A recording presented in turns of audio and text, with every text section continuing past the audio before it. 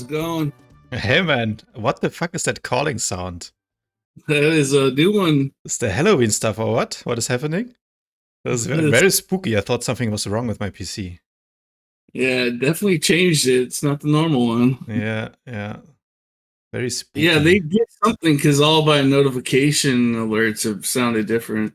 Yeah. I got something yesterday on my Discord server. Something spooky is happening. And now this, so I wonder what they're gonna Oh, do you think next. it's a Halloween Yeah, theme for kind of thing sure, they're for doing? sure. Yeah. Let's try one more time. I think it's like a Halloweenish spooky calling sound. Wait. Yeah, it definitely is. Totally. Yeah. Not It's a nice touch actually. I like it. Doing new things. Yeah. How are you, man? Nice to finally set this up. Took a while. Sorry for that. Yeah, it's all good. I Busy. understand. I hear you. It's good. I'm just I feel like there's a lot I don't know about you too. I need to get to know you, like Ask your away. history in SWTOR. Like, Sure. yeah, just like tell me where you when you started playing the game and just like what you were doing and Ooh. just kind of little, I guess the whole SWTOR summary history. You I know? have to crack open the beer for that. Yeah, I got my coffee Here we and go. cigarettes and joint. Sounds good. Um, I mean, I started, I think, just when the game came out, right on launch. No, So perfect. day one, I was ready. My best friend at the time, like, I mean, we both played KOTOR 1 and 2, Yeah. and then when the MMO came out, we were super hyped, so we started playing pretty much on day one. And yeah, I've been playing ever since, with breaks, of course, right? I don't even really remember when my breaks were, but I had some breaks there in, I think it was around like 4.0 when that launched. Like I played up till until like Shadow of Raven, and then took a short break, and I think came back briefly in the 5 point something era, but then quit again, and then came back the last time in the Onslaught. So what was it, 6.2 or something like that? Right. Yeah, and now I'm pretty much back, And you stuck on this always game. right, yeah, like me too. You always PvP'd and like No, dabbled no, with no, PvE. no. Before that I never played PvP before this game. I was always just playing. I played a lot of stuff like Diablo 2, for example, was the first Oh, game of that I course. really know live. So like a lot of destruction times when I started. Yeah. So Um, you're definitely like at least 35, I'm I'm guessing. exactly 35. Yeah, Yeah. yeah. Yeah, I'm 30, I'm 39, so Oh yeah. Okay. So definitely play. Yeah, I played the living shit out of D2 as well. yeah. That was a very good game Great for game. sure. Yeah. Just the music in that one is so amazing. I think Yeah. for anyone who doesn't know that, even if you like don't play the game, I think everyone should listen to the soundtrack at least once. Like there's a couple of tracks in there which are just extremely epic. Yeah, for sure. It's I think one of the I'm a best. big movie and video game soundtrack kind of guy. Yeah. Which are your favorites? Like maybe that people don't know about. I think everyone knows about the Doom soundtrack, right? And I think Diablo is also very popular. And another popular one is Heroes of Might and Magic. Not sure if you played that one. Um, that sounds very familiar. Yeah, it's like a This was turn based strategy game where you build up your castle, take over some resources, and then you build like armies of dragons and skeletons and fight other players. But it's like a turn-based strategy game, also from the time of the late 90s, early 2000s. oh yeah, I had to look it up. Yeah, I remember that. No, I didn't play that, but I remember that game Yeah, being the soundtrack is also awesome, especially like the third Heroes of yeah, Might and Magic 3 is like very, very iconic. Like this, definitely recommend to check it out if you don't know it. for sure. There I have like a deep one called Netstorm. That one's kind of wild. That game was barely played. Yeah, I never heard of that, to be honest. Yeah, I think they only sold like 30,000 copies. But like Skyrim, of course, Civilization, Yeah. but yeah, and of course like a lot of the Blizzard games big Blizzard fanboy. Yeah. Yeah, for me, like this how I got started in this game is because I had a little bit of FOMO, I guess, from World of Warcraft. For sure. And I never really played that game. My best friend did all the time. I was always too cheap to spend like money on a subscription game, so I never liked that. So when I started, I had no experience in MMOs really. I had no experience in PvP at all, and I just played the story because I was a story player. But you did like regs and stuff at launch and everything. Not in the beginning. In the beginning, I think I leveled an assassin through the story. Also quite slow because I did all the quests and wanted to see all the whatever dialogue options you had. Like I wasn't space barring through anything to the end game. I was like really playing the game back then, and very invested into my character. And then the first thing I did was flashpoints and the operation. Actually, right, there was only one at launch, so I played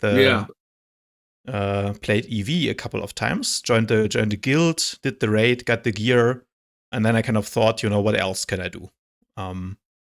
Started playing PvP, tried PvP, got my ass kicked. Like I said, I'd never played any PvP really, like not in any other game.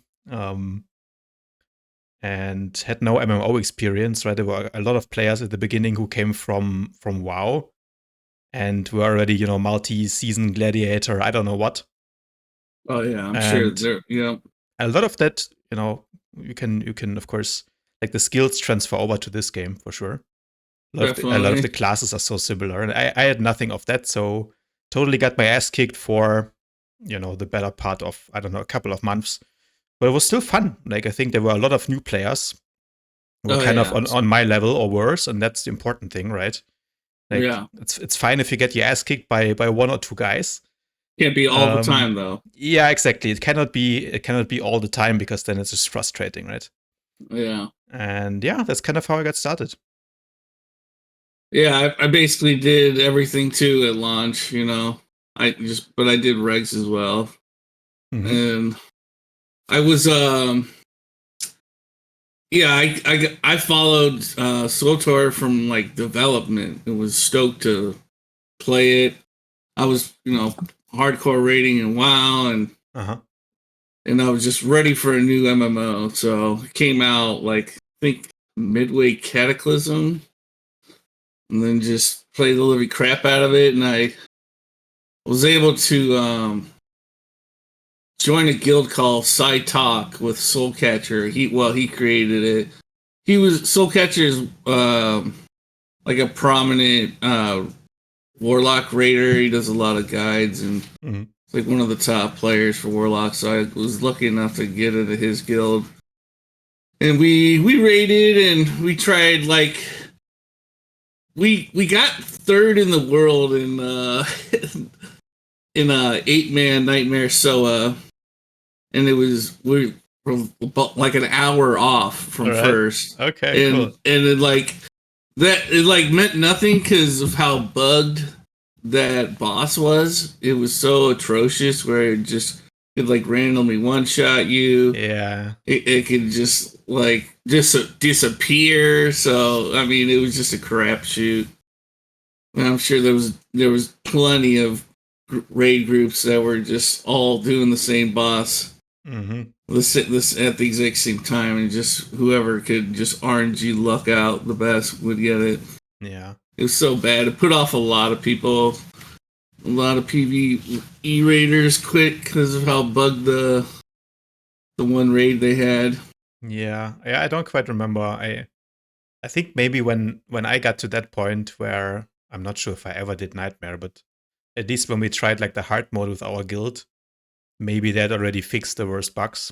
Because I remember, it must have. I remember doing that, and I mean, there was some, we definitely wiped a lot, like on the whole jumping thing and down the platforms and down the platforms. Yeah, exactly. And then the last phase, of course, where the tank needs to know what they're doing, and people in the mine traps. Like nowadays, it's ridiculously easy to do that, but back then it was really tight. Like if not everyone was focusing the mine trap, or if, I don't know, the tank was in the mine trap, it was a big drama, you could basically try again and so on. And it was quite challenging back then, I remember.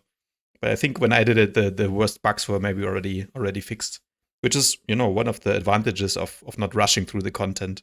So yeah, I took my time. Yeah, but definitely. I feel you on enjoying it, and I definitely didn't spacebar the main storyline for Agent. I really liked it, and like I specifically picked Agent because they had said that well, I knew that the guy that wrote all the dialogue for it had written a bunch of Star Wars books, and he was their best writer by far. Mm-hmm. So and when they said it was just basically James Bond in space, she had me there. So I rolled with it, and it was great. But yeah, I didn't fuck around with any side missions or anything. I just wanted to get to max level as soon as possible and start the grind. Sure. And just have fun with it. But yeah, it was fun. And then like that guild like quickly died off because we had done everything so quickly, and there was nothing else to do PvE wise, but they all PvP'd as well. But there was just regs, and you had Ilum, and Ilum was a mess because of you just couldn't have that many people on this engine. Definitely. And but it was still fucking fun though, even though it was such a shit show. I had tons of fun with Ilum. And in my server, we were like, at the start, we were overpopulated by far. I think 2-1 versus the pubs. Okay. So they had clear numbers, and we would literally have to do like guerrilla strats type stuff, and it made it so much more fun. Yeah. And then someone in my like usual group found like an exploit with this one part of Ilum where you could if you jumped in the right little spot on this like glacier, you could get inside the wall, inside the glacier, and you could attack people from inside, and they couldn't hit you. So we had to at least do it at least once, and we abused the shit out of it and baited like a whole group of like 50 plus more, and we're just pulling them inside, fucking them up and hitting them, and then we had like another group flank them from behind to like sandwich them against the glacier. It was hilarious. That sounds good. So we did it once, and and then we just didn't do it again because it was, we had our fun, and it was clear exploit, but we didn't want to abuse it. Sure. But, those were fun times. I mean, I did a little bit of Ilum PvP. I remember there was some cannons or something that you could control and use that to like shoot people or something, but I don't know, so long ago. I don't remember much. Yeah, they did have. I think they sucked though, didn't they? I don't know. To be honest, I don't remember. I remember they existed. You could jump on them and shoot people, similar to this. There's a Flashpoint, right? Like the Colicoid War Games or something.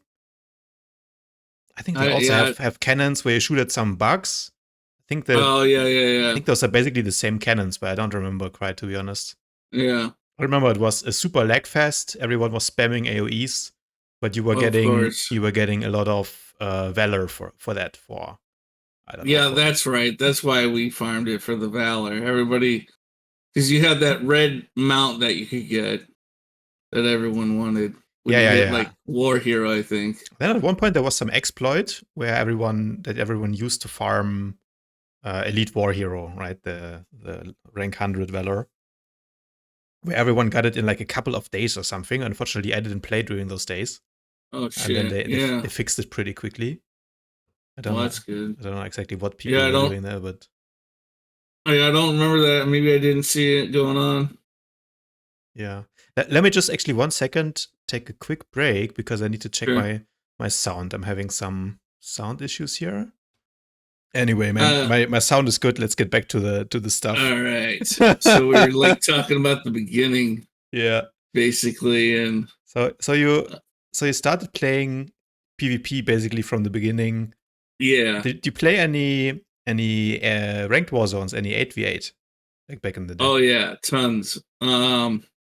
So that's kind of a funny story because like we heard about H was coming, and then I was in this big guild called the Turks, and they were a big WoW guild, and I raided with them. And when we didn't raid, I did 8-man and 16-man, and we just did regs all the time when we weren't raiding, and we had tons of fun. And like we just ran, like we just beat everybody. We would literally just troll Hutball and like have fun with it. Where like, oh, every goal we actually OBJ'd because there was incentive to like win because you geared out way faster, you got more rewards, sure, and all that. There was a reason to win, and we would just like S key all our scores. We would just S key to the goal line the whole way from ball spawn to goal line, and it was just because it was just because we could. It was funny, and our raid group was slowly kind of like losing numbers. Like we had a bench, but was losing interest. So I was an officer, and I started like recruiting a lot of players for PvP, and maybe they might want to raid on the side just to have like a bench.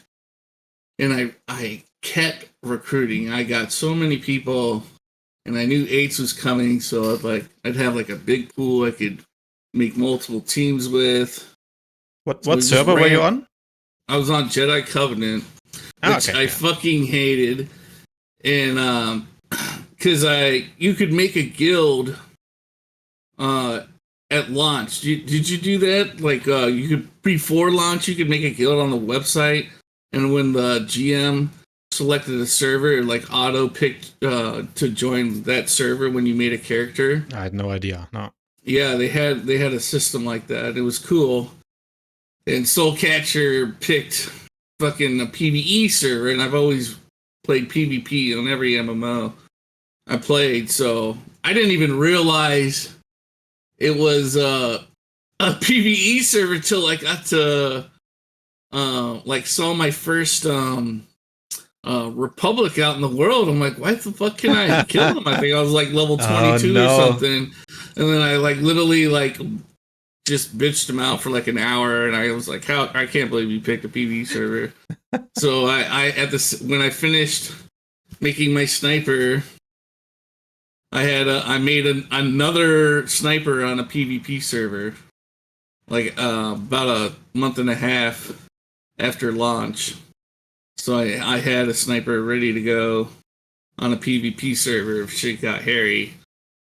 And I stuck there, and because like all my friends were there, I got all my WoW buddies to tag along. I had like 5 buddies I brought from WoW, follow up, and it was a good time. But yeah, I was in that Turks guild, and basically the raid group died, and all the officers and GM like quit the game. Yeah. And I just got hand-me-down GM one day, logged on, didn't even tell me, but I knew they were quitting. Yeah. But I was like, okay, we're definitely not going to raid. I'm not going to raid lead. And it was like already been on farm forever, so already done all that. So I think ranked was coming out in like a month or less, and we had like a big old guild meeting on how try hard we wanted to be in 8's ranked, and I like got them all on Drummond College Spaceport. We're all dueling, and in like TeamSpeak, I think we used back then, and we were talking in chat, and I just did I was like, okay, from 1 to 10, 10 is the absolute most try hard. I'm gonna have to do mad cuts, be a dick, and like we're doing just who's the best and who can work best as a team player, because like we can make like 4 fucking teams, and like everybody put in a 10, like almost everybody. Okay. There was like a few 9s and 8s, but like I think 7 was like the lowest. So everyone wanted to try hard, and that's exactly what we did. We had 4 teams when it came out, and And there was I don't even know how many 4 teams. 8-man teams, okay. Yeah, we had 4 8-man teams, I swear to God. And I had a team captain for each of them. And we just kind of did. I told them, like, we're going to have an A, B, and C, D team. You know, obviously A is going to be where the best players are. We're going to do it like baseball style. Like, you have a major, minor, and, like, you know, Pony League and shit like that. And they were all down for it. They're like, yeah, we'll work our way to the next team, you know. They didn't mind if they were on the lesser team, I guess. Yeah, that's something you couldn't do these days anymore. Like, people have so much ego. Oh, they get so butthurt. Yeah. What? I'm not gonna play in the B team. Fuck you guys. I'm better than you. Yeah, especially if they, you know, think they're better and they just really aren't. And it did last it lasted the whole time. We literally beat, like, even my C teams were beating almost all the teams. And there was like 20 teams for the first couple months. That's crazy. And then we just literally just killed all the competition. It was just little by little, every week another team would quit or other teams would play less, and it did not take much long until it was guild versus guild teams. It maybe like 4 months, and then it just got crazy because obviously, you know, the A team is just stacked, and by that time, like, we were just so good, like, the B team just didn't have a chance, and we lost the 4th team real quick when it was just us queuing against each other pretty much 90% of the time. Yeah. And then every now and then, I think there was maybe like 3 other teams, and they would queue dodge us as much as possible. And if they ever versed us, if they took like 2 losses, they would just quit. They would quit queuing. Yeah. Sounds very familiar. Yeah. And it just is what it is, because there's not enough pool. You need to cross-server queues. Yeah, there was a big discussion back then, I remember. Like, I mean, you mentioned you're playing on a PvE server, but still, I mean, I think the biggest guild that I played in had 2 ranked teams. I was in the second team. And we played regularly on our server. I don't know how many teams there are, but maybe it was also somehow in the range of, for sure, maybe not like 30 teams, maybe over 20 teams, let's say, right? Which is, full 8-man teams. That's, I think, more PvPers than play right now on Darth Malgus, at least. For sure. But back then, I mean, those are some pretty solid numbers, right? If you think about that, at launch, the game had somewhere like 90 servers or something, right? So there was ghost towns. At some point, yeah, but then they did the server merges and so on, right? But if you imagine that maybe at the point where Ranked came out, where the game was kind of still at a high point, you had subscriber numbers in the 1 million something, I read at some point, and you have 20 ranked teams on 100 servers, that's like at least a pool of 2,000 competitive players. So maybe if you had cross-server queues, could have worked. I mean, for sure would have worked better than what they did, right? What they did, I think, is like, for some reason they delayed the first season, the start of the first season forever. And it was just preseason, I remember. Yeah. That made a lot of people mad. Never had like an official 8th server or season. Yeah. It was just preseason all the time. So they were talking about, like, I don't know, balance here, rewards there, but eventually people got bored and quit, is what I remember. They had Firebrand gear that you could go for.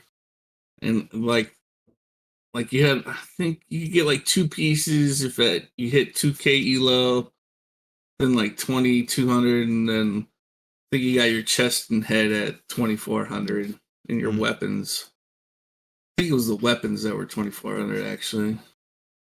But I hit that, But yeah, when we started to be just Gilda's first guild in 8s, I started looking for an 8s team on Prop 5, and I joined Clutch, and they were like debatable second or third on the server. The best team, and casual is definitely number 1. And so I played. They had a sniper already, but I was definitely their number 1 bench player for a few months, because I still played mostly on JC. And Jedi Covenant, it was the most populated PvE server, so it was still super populated, and but the first server merges really saved the day with getting teams over, because there was quite a few teams that were on the other servers that merged in with us, and that helped out a lot. And by then we were down to like 1 team. There was basically like 10 people in the guild. Yeah.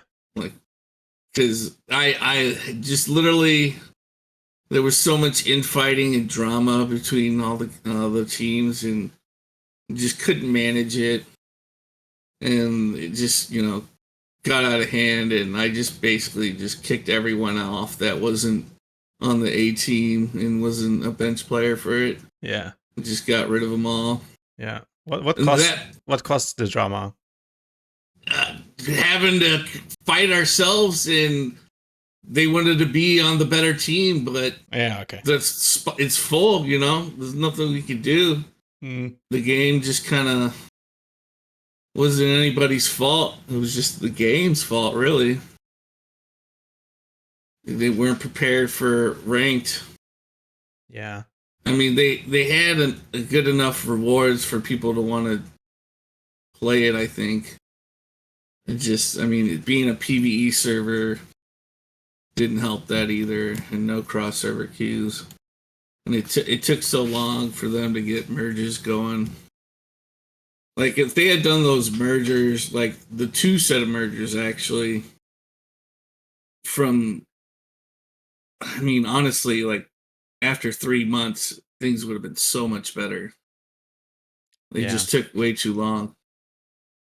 Yeah, I mean, I guess either you can, build it from the ground up so it has cross-server right away, which has some downsides as well, right? Because you're going to run into different teams pretty much every game, right? You never really have this server identity in a way that, okay, this is Jedi Covenant, we have these 20 teams.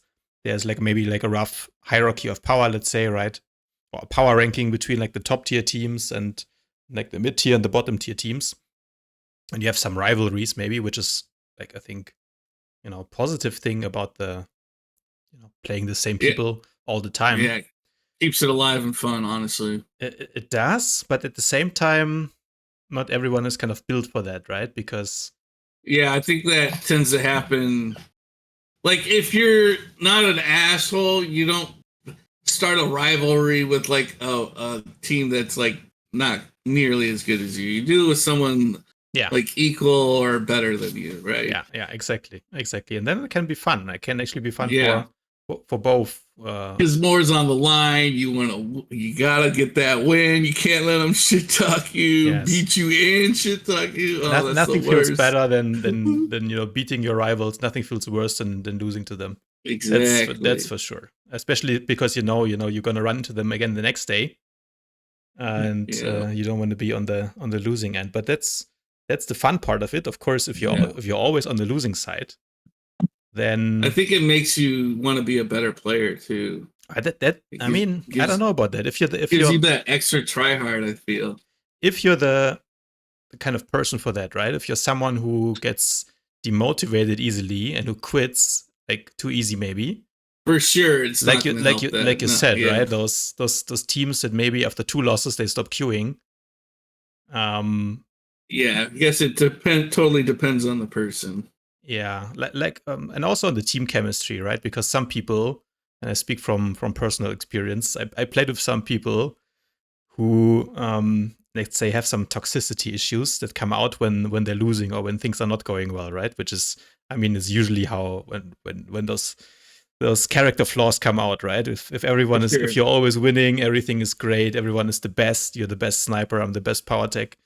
But as soon as you're losing, right, you're looking for a scapegoat, you're trying to blame someone other than yourself usually, and then it can get quite toxic. So that's in the past when I have had some issues with like team chemistry and so on. And yeah, you gotta lose those people immediately. Yeah, I think so too. But yeah, I mean, if there's people like that, or even if it's not toxicity, right? If you just get demotivated by losing 2, 3, 4 times in a row, or if you're losing, like if you're really outmatched, right? Like I remember we played some games when we were just starting out in season 1. We played some games against Rowdy's team, because at some point they transferred over from Toffen, which was like the EU English server, PvP server. They transferred over and they did like a arena tour around the world, basically, where they tried to clap the best team from every server, right? Yeah, they definitely did that too. They did that too, yeah. And yeah, so we played against them a couple of games when they transferred to our server, and there was not much learning to be done in those games, right? We got clapped so quickly in the arena. Killing you so fast. Exactly. You're like, what just happened? You don't have a chance to figure shit out. Yeah, exactly. You're like, what did they even do? Yeah, exactly. So yeah, they were easily, because I got to play against them on the PTR when arenas were on there for the first time, and they were a great team. They they were on a streak, actually. I had to defend NA's honor against them because they were like 50-0. Yeah. Then I think they had they were using like double sin or something, and we got on early just to fight them, and we went 3-1 versus them, and then they were just like too tired, so they got off, and we got to play them again, and they definitely did a lot better, and I think they tied it up with that day, but they were hella good. Yeah, they were quite good for sure. I mean, at least back then, I think for sure they were the best team that I ever played against. They were quite clean, and you could see, like especially with Rowdy, you could see that he had the arena experience from World of Warcraft before. Yeah. Because they came up with strats that no one else was doing either, right? Like with the Deception, Carnage, and Operative Field comp that they played, which was quite interesting. We had never seen it before like that, at least on the German server. And it just completely globaled us in a couple of hard swaps. Exactly. Hard swaps were... It was not fun. Not really fun, I must say. But yeah, a good learning experience. Hard swaps were always king. Like, it was the best comp by far if you could make a hard swap comp. Yeah. And back then it was cool because you could do it with more than just because eventually it just became Carnage Marauder for the longest time. Yeah. I mean, early on you could do with multiple classes. On the German server, everyone was playing Smash Monkey before. They were playing double Smash Monkeys. Yeah, exactly. Yeah. Some people were doing the stealthing in with Exfiltrate with the Operative Heal. And then CCing everyone, casting Orbital Strike into double smash and just one-shotting your team, if you were stacking. Yeah. And everyone was playing that pretty much, just really like AoE spammy thing. But then Rowdy's team, they, at least for me, was the first team that I saw playing Jug Tank, Carnage Marauder, and Deception Sin, and going for the hard swaps instead of this spamming AoE playstyle. Yeah. And that changed at least the meta a lot on EU at least. Because then everyone wanted to copy that, and most teams couldn't really do it. But we tried it. We tried it at some point also. I think later people were playing 2 Carnage Marauders even, because the burst was so crazy with Master Strike back then, or with Ravage. Could basically one-shot someone. Yeah. It's all about the CC for those comps. Yeah. It's just CCing tank and healer if you can get it. Yeah. And just swap it on guard target just with your burst ready. Just one-shot them. Yeah. Because like you would see when you do that, like you would verse comps that didn't do hard swamp, and they'd have a decent amount, way more damage than us, even when we would still win, because we're like literally, I'm just saving my ambush and my lace target, and so is my other DPS, your burst for the swaps, and not just doing your rotation like they are, and not saving burst at all. Yeah, they're just trying to beat the healer at that point, and it works with some of those comps. You're not versus a hard swap team. Otherwise, you're just gonna lose because they did more damage than you. Yeah, just for like sure. a DPS race.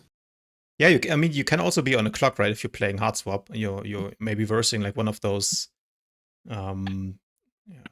let's say pressure comms, right? They're just basically beating your healer over time. Yeah. Like if you're not landing your hard swaps, like let's say you're missing your fear, you're only getting the tank, you're not getting the healer, so the healer dispels instantly. Right? Now you have to wait until your next fear is ready, or like your other marauder has to fear now, or something like that. And if you're messing up the hard swaps, eventually you're gonna run out of time and you're just gonna die, So it's exactly. like we tried to play that after we got one shot by Rowdy's team a couple of times. Like we tried to play that, so and that's kind of what I wanted to say, right? I think there's two types of people when it comes to that. Like the one type says, "Oh shit, those guys are so good. What just happened? Like I don't even want to play anymore," and they quit. Yeah. And the other type says, "Wow, that was really like I never got one shot like that. I want to know how they did it, and then I want to try to do it myself, right?" Exactly. And we were in the second camp, but I think a lot of people are in the first camp, right? And they take it really badly, and then maybe they stop playing, right? Because they got owned. Yeah. I think that's something that PvP suffers from. Probably not only in this game, but for sure in this game I've seen it, like in the 8v8 times, and then in the arena times especially as well. Yeah, it's in every MMO that has competitive ranked, especially arenas. It's those people they're gonna find their place in the PvP community if they keep sticking to PvP. Like they just wanna, arenas ain't for them. They don't want to get smashed on. They don't want to learn to get better. They just go back to Warzones. Yeah, which is fine as well. I mean, not everyone has to want to be the best, right? Yeah. There's also something to be said for just like casual playing and just enjoying yourself. But yeah, for sure. And that's why I'd never give people too much shit on how they play the game. You play how you see fit, how fun it is for you, how you enjoy it. As long as you're like not doing anything shady, I don't give a shit. Like, but yeah, for me, it's just I don't know. Like, I never cared about being number one. I just wanted to win. Yeah. I just did not like losing. I definitely wanted to have good matches. I wanted to win, and then just getting all the other stuff just comes with that if you go for it and succeed with it. Yeah, I just because I wasn't big into PvP and WoW. I definitely dabbled with arenas. Like every week, I try to, but I never got very high because I just didn't. I was more focused on raiding, and it was more fun for me to raid in WoW. Yeah. And arenas was just like the side gig, but I knew enough, and then got very good way before even 8s came out. Like, because like you had the hybrid, you had like this skill trees back then, and you could do hybrid specs, and I could, I could literally. There was like a Leith NG hybrid you could go that was just all dots, AoE, spam nade, and just stupid damage. So if I want a number farm, like, no one's gonna beat me in damage unless there's like the only class that could beat me is like a Sork. They were about the only class that could beat me in damage in a war zone. Yeah, Sorks were quite strong already back then. Yeah, they were, and I think they still might be able to do top damage in a war zone still. I mean, you mean nowadays, of course. Yeah, that really hasn't changed much. No, for sure. Like the other day in my Discord, I started like maybe you've seen the PvP records, right? Where people can post the best screenshots, and then you kind of I put the top 3 DPS numbers for every class. I put them on a you do that? That's cool. In a channel, and you can see, like, I mean, of course, the highest numbers that you have is the big AOE specs, right? Is something like Vengeance, for example. I think is number 1. Although no, I think the highest screenshot we had so far was the 32k, which is Hatred. Oh yeah, that's true. You rarely see him, but yeah, we did.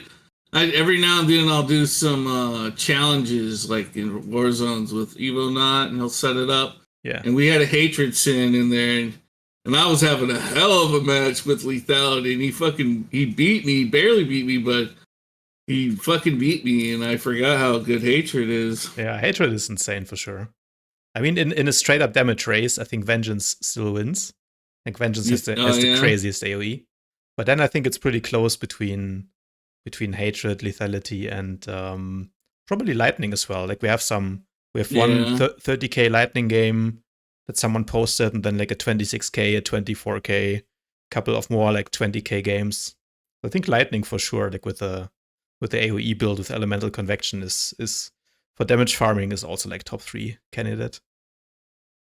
Nice. Yeah, all of the AoE specs. But yeah, I brought that back because I remember it was a thing back then in the... Yeah, it was on the forums. Yeah, the old forums, exactly, where everyone was posting the screenshots. Yeah, I was on there for a little bit. It didn't last long though, but there was we had Nebuchadnezzar on our server, and he was an operative, and he had all the records for healing and DPS for quite a while. Okay.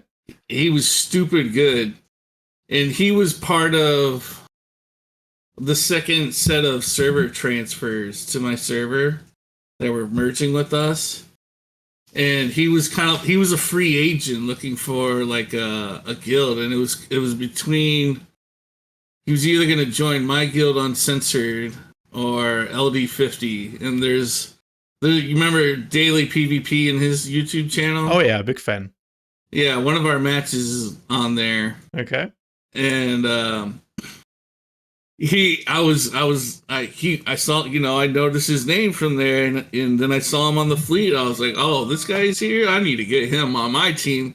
And we ran 2 Merc healers forever. It was garbage. Merc healers were trash. Merc healer was the worst, yeah.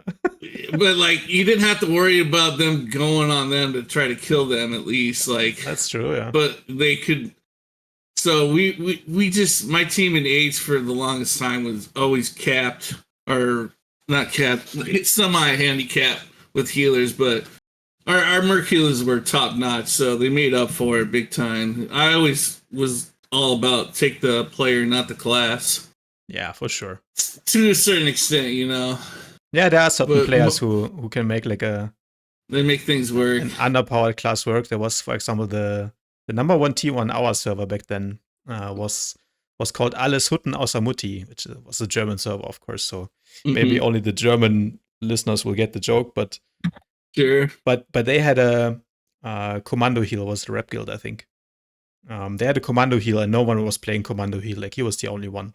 He was so good that he would get top HPS every game anyway. He was like, right. He was pretty good. Oh yeah. Yeah, our mercs were solid, and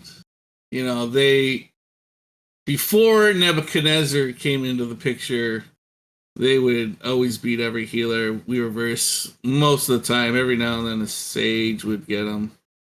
But yeah, they were top notch. But yeah, Sages were good. Yeah. Sages were always good, I think. I don't really remember a patch where Sage heal wasn't good. Like, at least in PvP, I think it was always, it's just always up there. At some point, they buffed operatives. Yeah. I don't know exactly. Yeah, the meta for 2 point something maybe.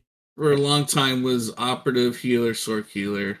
Yeah. Because you had bubble stun, so you had to have a sword pretty much, because bubble stun was just too good. Yeah. Just too good. And that was, he was on the fleet, and And I started talking to him about, if he was gonna do, join a team and think about us if he does want to. And he was like all down for it, but then he got like really cocky with it.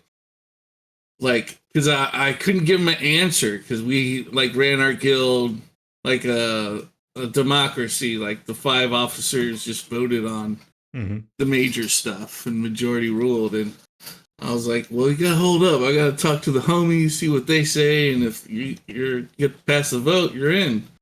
And he didn't want to wait. he got egoed up with me, and he joined our basically our nemesis, our competition, LD50. Aye. Okay. And but it turned out great because we were stomping on them, and they needed a great player, and he helped carry them to a few wins. All right. He was so good. Yeah. It's nice if you have competition like that you respect as well. Like a lot of PvP, I think, is trash talking and, like, oh, these guys are so shit. Yeah. But, I mean, there was already the same thing back in the day, right? PvP is so toxic, blah, blah, blah, blah. But I think as well, there's some respect between PvP players. And at least, looking back now, like I said, rivalries for sure were a thing on the servers that we played on as well. But there was also some people that we played against back then you run into later again, and maybe then you team up with them, or, at least you chat on Discord and you actually found out that, those guys respected you respect them because they're good players as well. Quite wholesome experience it can be sometimes as well. Yeah. I mean, there's always gonna be like a little bit of shit talk in PvP in every type of game. It's just real important not to like take it beyond the game with which I've seen happen, which is crazy. And it's just gotten over the years, like the more the game has died and loses population, it just has progressively gotten worse and worse. Because I mean, like the first like year or two, like shit was not serious. Even with our rival team that we played against, LD, for like the longest time, because it was just them versus us on Jedi Covenant for a long time. There was no other teams that ever queued ever. Yeah. For a while, and like we there was a point where it like the shit talk, even like the friendly banter, like we knew they were great players, just like we were too, but we didn't like ever call them bad. But like if like they fucked up a pass in Hutball, we're like, yeah, nice throw, combat medic. Sure, of course. Friendly banter like that. Nothing like crazy though. Yeah. And like we even had like that's a different story. But yeah, like it never got super serious ever. And because we had that respect, because like there's no way I'm gonna shit talk this team. They're the only team that'll play against us. Like like what? If they're not here, what am I doing? Exactly, yeah. Yeah. And so there's just no way. And then I just, started playing more on Pop 5, getting more matches then, and we went on like a 30 win streak against them, and I knew that because someone on their team was keeping count, and he got benched because he got in an argument with their like team leader, I guess, Dargos, and he threw that in his face, and he got benched for that. And he fucking told me, I was like, oh shit, it's been that many games. I knew it was a lot, but they had to like restructure and change their comp around. And they were slaves to the meta by far, because when they first came over, before that, when they knew they were coming over to my server, they were already shit talking on the forums, on our server forums, saying how they're going to farm all the teams. Of course. They were those people. Yep. We quickly humbled them very quickly, but I mean, it didn't stop all the shit talk at first. But our first night versus them was in the Bear Coast. It's so fun. I'll never forget it. And we have no idea like what comp they run or anything. We didn't even bother to like look at the Who to see what comp they were. And we like all run up the hill as a team, and we had a Carnage Marauder, and they fucking definitely had one too because they got up at the same time as us. And then all we see is like fucking five Marauders just leap in on us, and we get smash monkeyed on, and they kill like 4 or 5 of us right off the get. Yeah. I was like, oh, okay, that's all right. Spread out. Everybody spread out. and then we came back and kept South back after we killed enough of them and fucking just wiped them, and then we capped it fully. And what was your comp like? What class did you play? I played sniper. I've always been I played sniper the whole time pretty much, and I played Carnage Marauder if our Marauder couldn't show up, but yeah, it was Blondie. He pretty much was there all the time. I barely played Sentinel. But yeah, I had a Sentinel. So yeah, that's weird too because I played both Pub and Imperial because the Turks. The first server merges. We reverse. The first set, we basically killed all the competition except for me and this other guild on the pub side uncensored, and it was just versus us, each other for a while. And then Guild Wars 2 came out, I think, and a lot of us tried that, and we didn't stick around, and we came back. And like my H team, I think I only had like 3 of them left over. And the same thing was the same situation for our like rival team. They were like literally the only other team basically towards the end that we reversed, and they were the only ones that could take wins off of us. Mm. And but we always had a cool relationship with them. And they proposed like a merge. A guild merge, and part of that was we'd have like 2 officers from each like other guild, Turks or Uncensored. We kept their name because I guess it was better than the Turks, and we just agreed to vote upon everything, and we would play both sides because they were like close to 2,400, so were we, so. Everybody wanted to get their Firebrand gear, so we all promised to make opposite mirror classes from each faction, and that worked out. That was like one of the few times I've ever seen a guild merger ever work out. Yeah, and last for as long as it did, because guild mergers are pretty scarce, and yeah, so. That happened, yeah. So by the time this LD50 comes around, we went 3-0 versus them the first night. Then they quit because they were literally had like a giant infighting in the team. Apparently, I found this out the next day because their best Marauder apparently lost his mind because they like were shitting on everybody on their old server. Apparently, like this guy was like 50-2 or something. And he's like, I got 3 losses in one night, and he called his whole team bad and stuff, and just was like losing it. And he like left the guild, and then he wrote this giant like, not giant. It was like 4 paragraphs just shitting on his guild on the server forums and calling them out. And they had a restructure after that, but it was like a really funny couple days when that happened. But yeah, we ran double sniper, Carnage Marauder. Sometimes instead of double sniper, we had a Sork DPS. And in our 4th,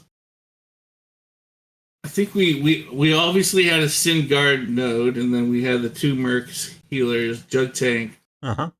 And then we would either run like double Mara, or instead of another Mara, we'd like go PT. PT. And then we had like a Jug bench player. He barely got any time. Played like. Was your PT Pyro or Tactics? No, the Arsenal, the burst one. Yeah, sure. So you played more of like a single target focus. Style. We were doing hard swaps and 8s. You know, that's not like, you know, I'm not taking anything from Rowdy. He's a great player, but it's not like people were doing that in 8s too. Okay. And it's like, I'm not the only team doing that either. Yeah. You had a lot of teams. Well, not a lot, but the best teams were doing that. Yeah, I don't really know. Back then, I didn't play anywhere close to any of the best teams. Like I said, I was super noob. And yeah. I for sure I noticed, like, when we played against the better teams, they were always like single target focusing. Like they had a focus train going, and you could just see in the ops frame, this guy drops. Like it was not everybody dropping like at the same time from AoE, but for sure it was like single targets dropping, then the next guy drops pretty much like 100 to 0, right?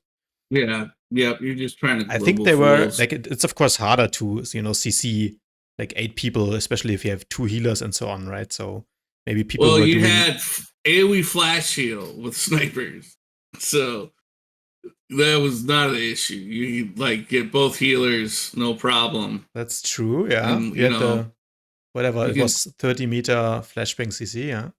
Yeah, I mean there was plenty of CC. Yeah, that's why like double. I think it was so much CC. Double like, sniper, double Mara was like the best comp. Yeah, nades are great too. Set up. 4 seconds. That's all you need to global somebody. I didn't even have the cooldown in the beginning, or like the debuff that you get now. Right. So you could spam it. Yeah. You could double nade. Yeah. Of course, you have the white bar still. The white bar still, yeah, but still, like that's crazy. That was so obnoxious. Yeah, I remember a little bit about that. Like when teams were trying to try out the objectives, right? You coordinate the nades and the fear, and then you kept south on Nowhere, for example. Yeah, exactly. Like that, you had teams like on Bastion, they called him Master Sifu, and he was the GM of Don't Panic, and he was one of his team was first or second depending on the era, but they are always one of the best teams on that server. And they were all about like skillful objective play and not like hard swap murdering people. They would do like shit like that where they, instead of trying to burst people down, wipe everybody, and like so you could cap south on Novera as an example. Yeah, they would like, fuck it, we'll do it with you there. And they would try to corral you in a group, bait you, and then do their CC rotations and cap the node. And you might have to do that twice, but they'll get it. Yeah. And they would run 3 healers sometimes, and like back then you could switch specs and in between, defense of, Void Star and all that. So they, defense will have like fucking 2 tanks, 4 healers at least. Yep. Shit like that. I remember that. That was fun. Yeah. The Void Star stalemate meta. Yeah, or in the Civil War when you had the speeders going to the outside nodes, it's super obnoxious as well. Yeah, it's real close matches. I hated Civil War because those would literally be determined. Like if you were versus another good team that was somewhat close to your skill level, like it literally just mattered who capped the side node the fastest would determine the win. Yeah, because mid was always a stalemate, right? And then it's just, that's it. Yeah. Yeah. I hated it. Which is your favorite Warzone, or was your favorite Warzone in those days? I mean, it's gotta be Huppa, I think. Yeah. Huppa, because I had more responsibility too, and like everything's more clutch plays, and like trying to like basically play football and murdering people at the same time is great. Yeah. I really like Huppa as well, There's so many strats with that, like where to go, the right spots to go to secure like a pass to the tank. You know, and like dude, people used to just like not even go to the pit. They would like try to cross the tops with the fire pits. Like that's suicide. Like Yeah, against a good team people for sure. learning all the just learning the proper strats on that map was key. But that map opened my eyes to a little bit. I was kind of naive. No, sorry, I was lighting up a cigarette. I was kind of naive on like people like cheating or exploiting in the game. I just didn't think it was really happening. Yeah. And I was verse LD50 and we would like win Hup all the time versus them. I mean, we won every map versus them like all the time. They probably would get like for a while they'd maybe get 1 or 2 wins out of like 10 matches from us. You know, and then one day they're just like, you know, Caprica and Blunny always get the ball spawn. And I was just like, yeah, okay. And it's like these motherfuckers are using auto clickers. And I was like, what? No way. And like, well, yeah, I guess that's a easy enough program. Like, yeah. And then I just flat out asked my team. I asked them like flat out in the middle of the match, like, are you guys using it? And Blunny just like admitted to it right away. He was like, yeah, I just assumed they were doing it too. and I'm like, well, what the fuck? Who else is doing, like, are they doing it too? Like, and then after the years talking to people, like, apparently this shit was so widespread, dude. Yeah. It was like, and then like after he confessed and said that, Caprica shortly said that he was using it too, and I was like, oh my god, guys, we do not need a fucking cheat to beat these guys. This is crazy. Like, turn that shit off now. I like quickly scolded them, and then like, you know, I think they did stop using it because I could notice they weren't getting it nearly as much. Yeah. But I mean, Caprica played sniper, so he still was gonna get it. He's not gonna fuck that up. And they barely use snipers, so we didn't have to worry about entrench or diversion. Yeah, so maybe just for the people who don't know what you're talking about, basically your role as sniper was to get the hot ball in the middle, right? You would sit there, right, yeah, in entrench and get the spawn. Exactly, when the ball gets reset, so you can click it quickly. And basically the other team was trying to do the same thing. And if both snipers are there, it's basically up to like who has the better latency or just who clicks faster, right? So that's where people were using these cheats that basically, I mean, or cheats, you know, I mean, many keyboards have that built in nowadays. It's cheating. It's fucking cheating. Well, it is, but I'm just saying, like, it comes built in with my keyboard, for example, right? Like, my keyboard has a function, right, that I can click one button 50 times. Macros and stuff. Yeah, too. Macros basically, right? And for sure, like, people were using that on our server. Which is funny because they literally sold a Star Wars keyboard and mouse edition with built-in macros. Yeah. Yes, you remember that shit? That's so funny. Yeah, but I think they like officially said it. You know, they're not down with macros, but they were not cracking down on that one bit. Nope. Like it takes, you got to do some real shit to get banned on this game. Yeah, I remember that being used for quite a while.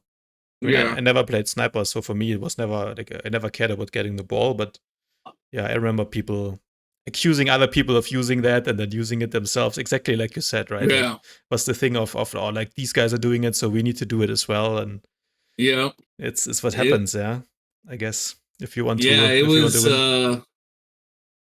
was a real big shocker, because especially with Blunny, because I had played with him in WoW for like at least 5 years, and he's just like the nicest fucking dude ever. Never, super humble, hella good player, never talk shit, and like this motherfucker's cheating. And I'm like, what? No way.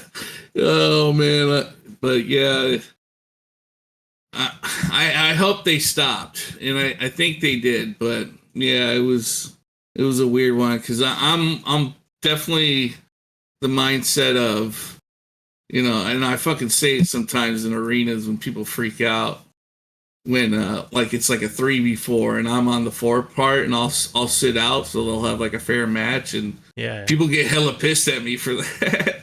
I don't know, just be like, there is no victory without honor, Yeah. so Yeah, it's about sportsmanship as well. yeah, exactly. And that's like a whole nother subject, I think, with a lot of younger players and people, well, and mostly just people that like didn't play organized sports growing up and were never taught sportsmanship. Those people tend to act a little crazy, and they'll do anything to get an easy win. Maybe not full on like cheating, but anything deemed lesser, they will try so hard just to earn a reward that they probably don't deserve. Yeah.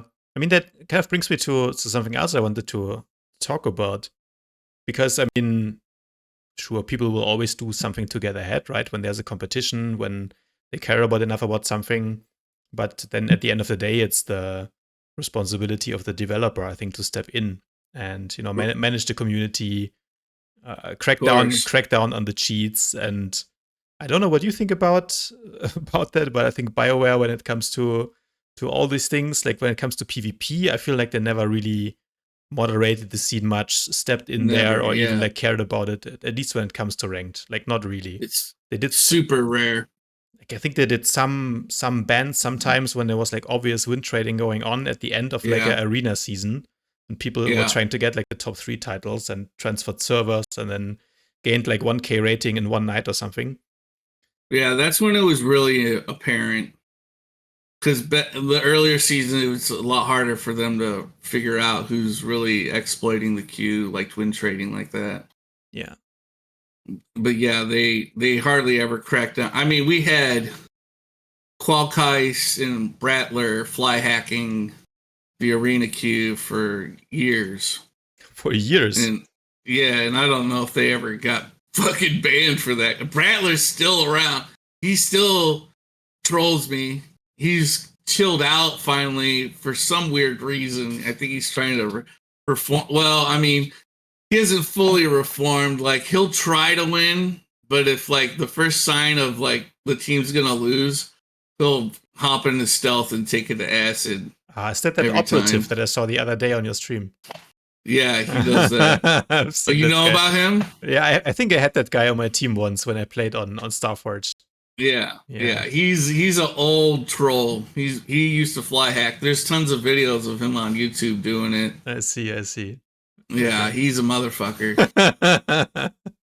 yeah, he's a little shithead. And his logic behind it is, if it's fun, then it's okay to do it. And like, trying, I've given up trying to explain how that's a psychopathic logic, and it's not getting through. So I've given up. I've tried positive reinforcement, and I think that has been working. I've been baiting him, and I'm like, oh, dude, these guys suck. We can take them. Like, feed into his ego, like, oh, dude, you're better than them. And that seems to work better. They just all want attention, really. That's all it is, mostly, these trolls. Yeah, I think so too. It's like, I had to learn that lesson the hard way.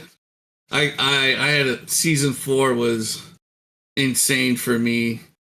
I was easily like the most targeted person in NA, because I don't know all the crazy stories on the EU servers, but I had like a whole guild dedicated to throwing all my solo rank matches in season 4.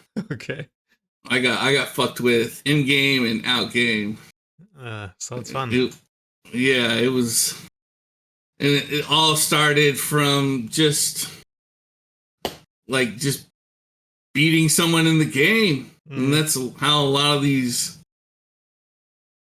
kids will. Well, some of them aren't even kids. They just like go crazy and lose their mind. Just start like trolling people nonstop. They get obsessed. Were you already streaming back then as well? Yeah, Um, 2015, I think I started. 2014, maybe end of that. Mm-hmm. Yeah, I get no views now. Like when I first came back, I could hit like 40 every now and then. But like, it's just the views. You can just tell people don't give a shit about PvP views. Yeah. Now, like if I stream, like right now, I have 3 viewers. Like it's insane to me. When I streamed like season 4, I'd average like over 100. Yeah. And that was a lot back then. And I mean that's a huge amount now. Only person does that now is Ristia, and she's got to like have a whole website, YouTube. I mean, she's doing all the social media stuff, putting a lot of effort in it, and to get that kind of following, to only be able to hit like 130 usually when she hits, which is huge for this game, even any point in the game in time. Because people who like stream the game regularly, like back then, like I think Just Bodies, he was a big NA PvP streamer. I remember him, yeah. He could get like 150 every now and then. He always got like 100. And but yeah, mostly the PvPers got the majority of the Twitch views. And this is like discounting like people that were former streamers beforehand and would try out SWTOR, because you had like big people like Shroud and Summit and all that. But yeah, the regular SWTOR streamers, that's all they stream. But so you think that they like those throwers in the arena, they targeted you because like they were pissed at losing to you like a couple of times, or do you think it had more to do with you being like a streamer and they wanted to get a reaction from you? Oh, it was definitely both, for sure. So it started with "Can you heal me?" So I took a break. I forget what game I tried out, and I came back, and basically all like my Prophecy of 5 friends had like quit the game, and most of them had moved to Bastion. And I went to Bastion, and Itchy Eyes was like the only dude that I was friends with I recognized that was still playing over there. So I, hooked back up with him and started hanging out with him in Discord, and he had all these new friends, and they were all kind of like young shitheads. And I was like my later 20s then. So I would try to like big brother them a lot, and they did not like it. Because they would say some wild shit, and and I would, I'm a fucking libtard progressive, whatever you want to call it. But I mean, they're basically just saying racist shit. That's what it comes down to. Yeah. And I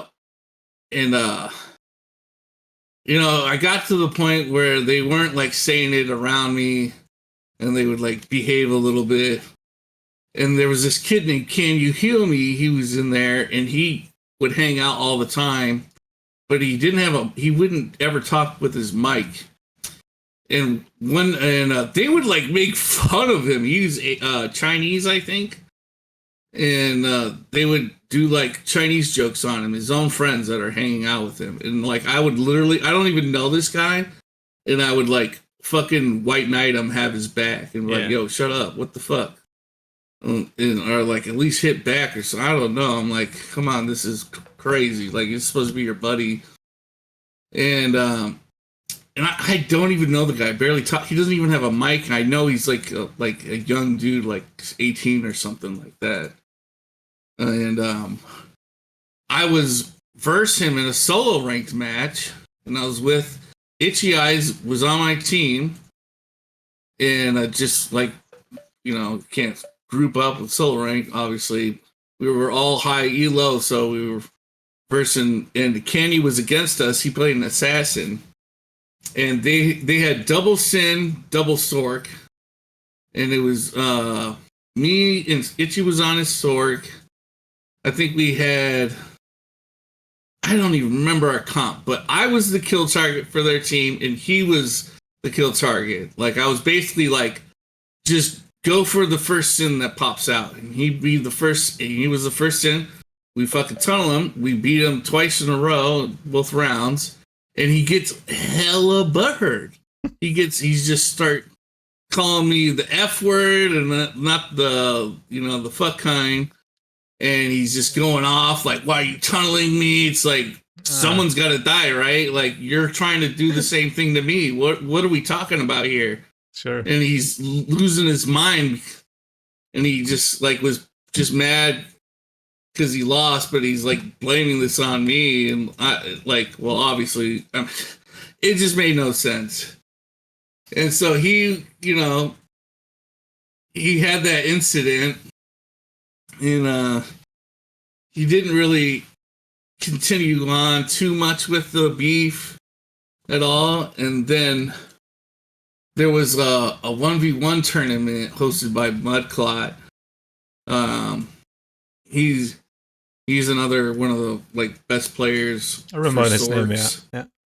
Yeah, he was great. He was a homie, and I told him about it. He knew about this, and he purposely put him and me as the first match of the tournament. And it's in Outlaw's Den. He's streaming. There's like 5 other people streaming. There's like a collective like of 1,000 viewers through like the 5 streams, and there's like hundreds of people in the instance at the Den, and they're all on the outer part on top, and 2 men enter, 1 man leaves. Nice, yeah. And then I had the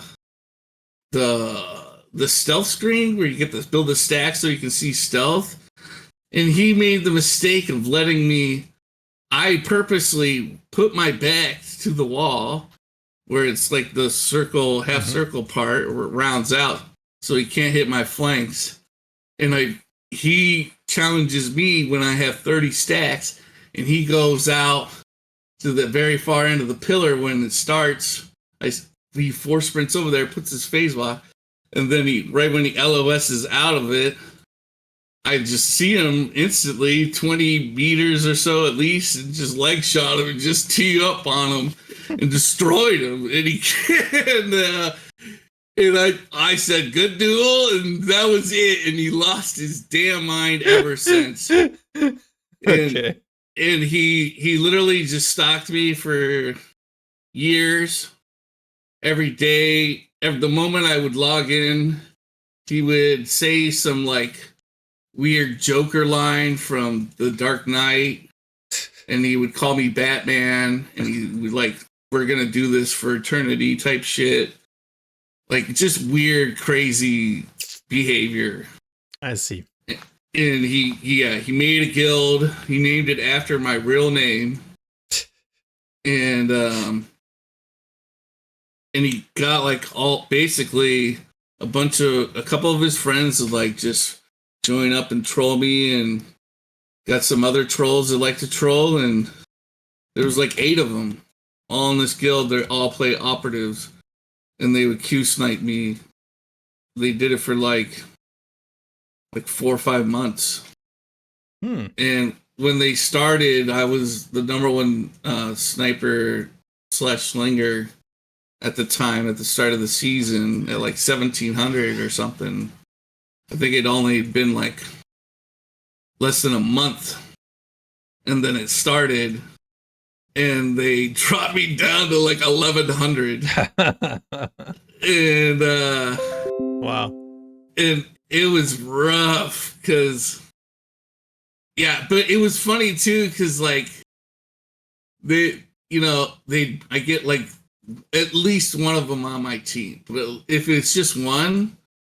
Like, if I had, like, one other player on my squad, I was like, we could still do this. We can win this 3v4. So I would still get dubs off of that.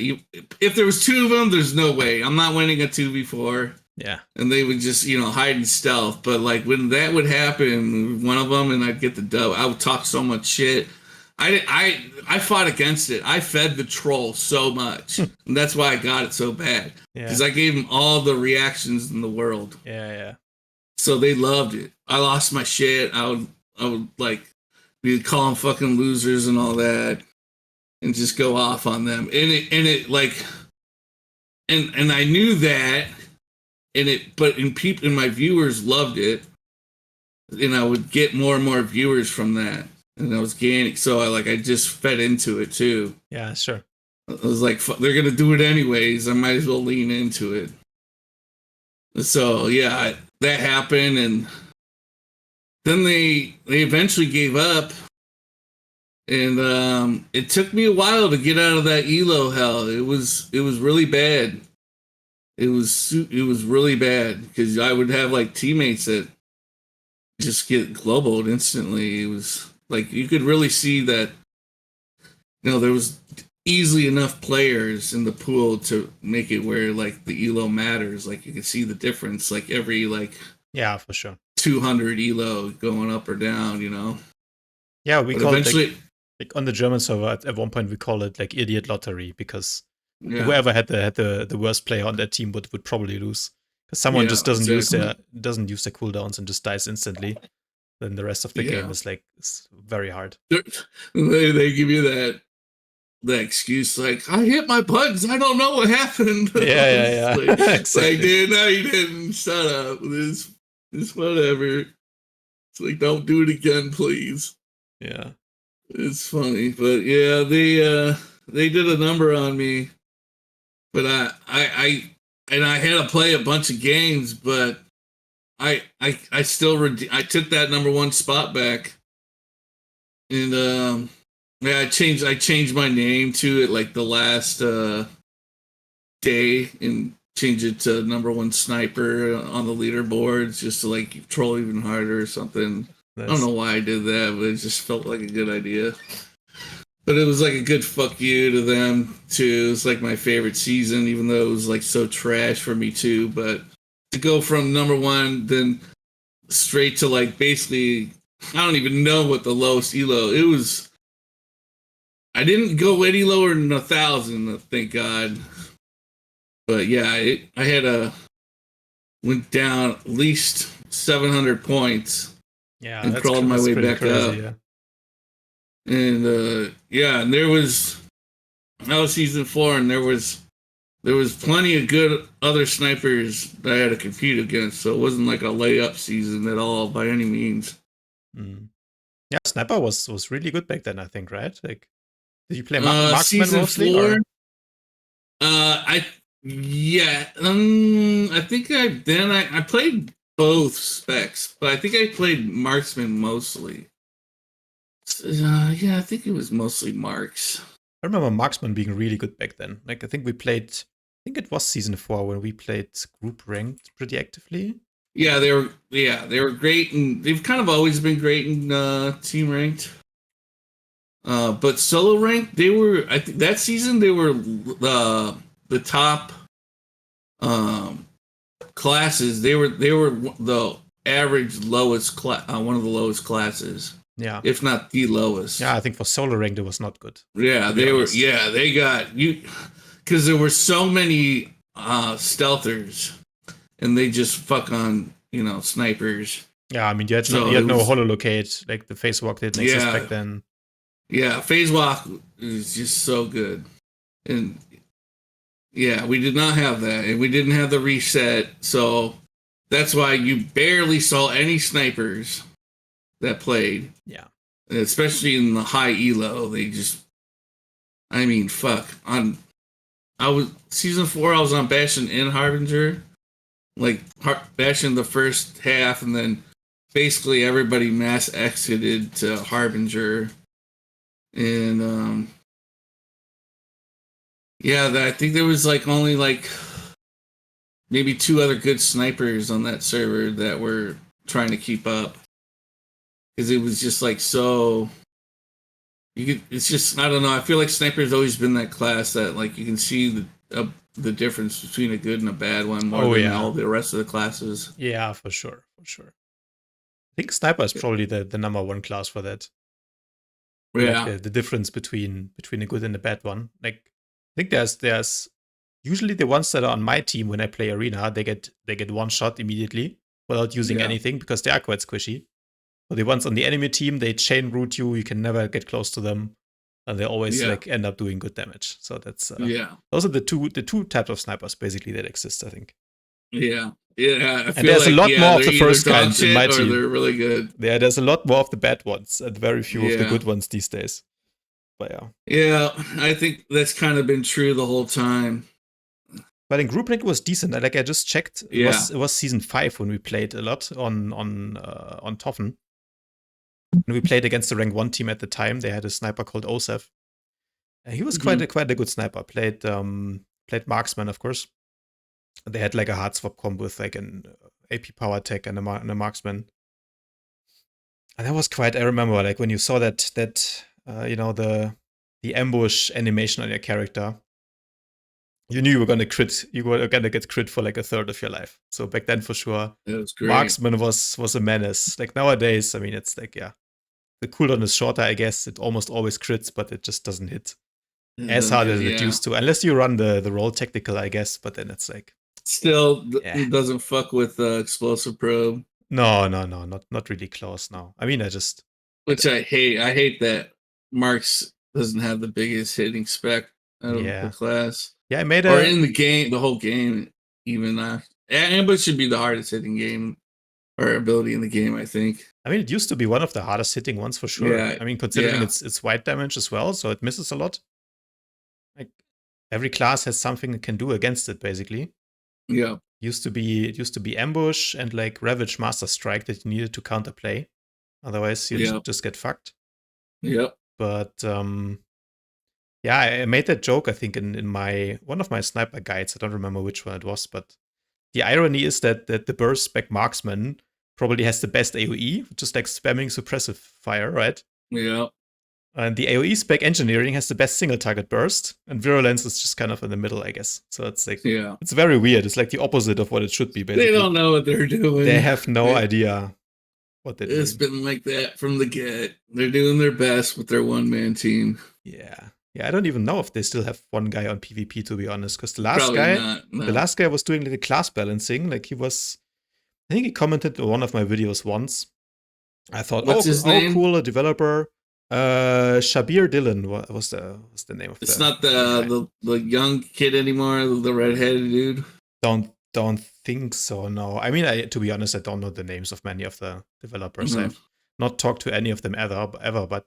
But I remember this one guy. He was doing. I think he was on some developer stream. He was in charge of the class changes, right? And I made some video critiquing the class changes, and he just commented something like, "Thanks for the feedback" or something like that. So I thought, okay, hey, maybe they're watching, maybe something positive will change. But then they basically announced the move to broadsword, and he didn't go. So as far as I know, right now there's no one working on class changes. Who knows? It's been a while since we had one, I think. Yeah. Last one was like half a year ago or something. I don't know at this point.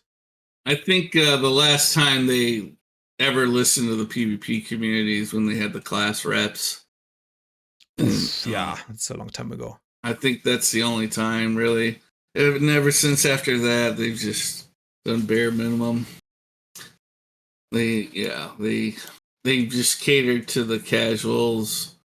The only changes they really have done for PvP is just kind of like change the reward, like what you need, how many games you need to win for your like weekly and daily's done. That's what they seem to mess with the most. I mean, I would say the opposite. I would say they made it actively worse, the game, actually, right? Because but I'm as far as like changes they do, it's never anything fundamental with the PvP. No, for a long time. I mean, every time they change something, they announce something new, they remove something old, right? Like when they announced arenas, they removed the 8v8 ranked, they announced the PvP season or the PvP revamp, and they removed like the ranked arenas, ranked altogether. So I don't know about that. Like next time they're gonna announce something, they're just gonna remove PvP altogether or something. So that's all they've done. Maybe really. we better don't give them ideas, I guess. Yeah, I mean, I've given up hope on the game. It is what I've accepted it for what it is for the longest time. Yeah, it's never gonna get better. And it's funny to see, like for instance, Datman JB. He's a streamer. Yeah, no. He's a young dude, and he's really into the game and like making kind of like a social media following and stuff with YouTube and streaming. And he's like super optimistic. Like he thinks he can use his power of positivity and motivation to make SWTOR great again, basically. And that he thinks that like the devs will listen to him through his content. And it's like he just, he doesn't know better. They're gonna have to learn. I don't really know him that much. Like, is he new or he hasn't been playing for that long? I think he's been around a year or two. He's new to me. So new to the game, basically, because like I think if you have played this game for the better part of 10 years, then you would not have these kind of illusions, unfortunately. Exactly. Yeah. And I think he's finally slowly starting to realize that too. It's just funny to see it in real time. Funny, but also sad. Yeah, they don't give a fuck. Yeah.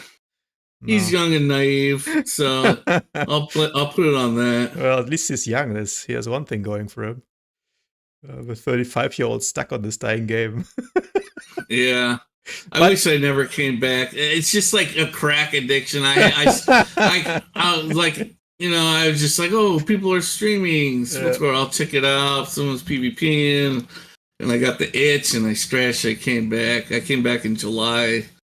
And I've been playing a lot less. I've added more games in my repertoire, but I still enjoy, streaming SWTOR and having fun with it. But yeah, I mean, it ain't what it used to be. Game is still fun enough, though. That's the thing. I mean, I don't really play a lot of other games. I tried WoW, like eventually I tried it a couple of times, but didn't stick around. I tried some other MMOs, tried some other games, but just keep coming back to this one. So like. Yeah, like the combat's so great. Like the PvP is exactly great. Like it's just the hero engine is trash, so the desync is insane, and it's just built on a bad foundation. Yeah. Like the game could have been so much better. Like this is like developers should learn, like study SWTOR's rise and fall to like learn from their mistakes. Yeah, because it could have because it hit 2 mil the first month. It broke records for opening night and like first month for all MMOs. Oh yeah, I mean the game was super hype at the beginning. I remember. Yeah, there was super tons long, of hype. Like the login queues and so on. Like 100 servers all full. Yeah, they just made. I think. Do you remember when they called that one patch the Jesus patch? No, what was that? No, I think that was like 1.4 or something, if I remember correctly. If they had, first off, not made the game on the hero engine, well, the prototype hero engine, and made their own engine or just a better engine or one that was finished. That's like I think the biggest problem, and had launched the game at 1.4 and didn't, and some of the servers, like I think it would have kept the longevity of the game, so there wouldn't have been as many like dead ass servers. And if that did still happen, if they were quicker on merging the servers when that stuff happened, yeah, it would have been a totally different outcome. This game would be huge, I think. Mm-hmm. Yeah, and I mean, we would have had like real expansions. We definitely would have at least 1 or 2 or 3 new classes. I wanted to say that. Like I brought that up on some other podcasts, I think. Like this game had, I think, maybe 0.5 expansions with like 2.0, and the rest for me were more like DLCs. But not really expansions, because expansion for me is something where you add abilities, maybe you add another class, right? Like other games are doing. Maybe you add a completely new continent or something. Yeah, something like more than a big island, something like WoW expansion type shit. New game systems or something, right? That weren't there before. Not just changing stuff, but like recently they've just been taking stuff away. So for sure, like 7.0 for me is not an expansion at all. And the only one I think you can argue is 2.0 with the new abilities. And okay, 3.0 maybe a little bit as well. And 4.0 was kind of the cataclysm, right? Where they really changed the like, let's say the nature of the game and turned it more into like a single player experience with some group content still in there, but focused more on the single players, which at least in my opinion was like one of the reasons why, like a little bit the communities have died, like the guilds have died, because you can just play the game by yourself and people have no reason to form guilds anymore, right? So but of course the PvP guilds already died much earlier. Like they died, I think, when 8v8 when 8s died, because for arenas you didn't need them anymore much, right? You just need 3 homies. And 3 homies you can have on your you can have them on your friend list. And people still had guilds, of course, like mostly to troll with guild names, right? Yeah. That was, I think, the main reason, and maybe to make it like a bit easier to invite people. But the only thing I think they've done for guilds, and why guilds are still a thing now, is like the conquest system. For some reason, a certain type of people are really into conquest. And some of the best drama I've seen, like in the recent times in my Discord, but also on the server. Oh, there's conquest drama? There is big conquest drama, very big conquest. You have no idea, yes. Oh, that's gotta be hilarious. Poaching guild members and stealing conquest objectives, like just like drama about who conquers which planet, and conspiracies between the Corellia for a whole year now. Alliances between big guilds and drama between different leaders, betrayals, spies, everything is happening. You have no idea, but like I mostly started. That's fucking funny. I mostly started the drama channel in my Discord to get some info on that, and it has been really juicy, I must say. Oh, that's hilarious. So in terms of toxicity, for sure, like I always thought the PvEers were like maybe even a little bit more toxic than the PvPers, just from what I've seen, like from the from the edge, like looking into the PvE scene, right? Mm-hmm. But for sure, like the conquest guilds and the guild masters are the most toxic people I've ever seen. Like that's crazy. Hands down. That includes ranked PvP. There's nothing. Like do they fuck with? We'll see. Do they fuck with each other like outside the game? Or they like dox people and absolutely. DDoS Yeah. I had to ban some people from my Discord because they were starting to post like real life shits and real life like they shit. Get down like that, huh? Pictures. I'm gonna find your employer and get you fired and stuff like that. Like it got real personal. Crazy. Over conquest. Yeah, they did that season 4. They did shit like that to me. That Itchy Eyes guy. We were real tight and we had each other's phone numbers.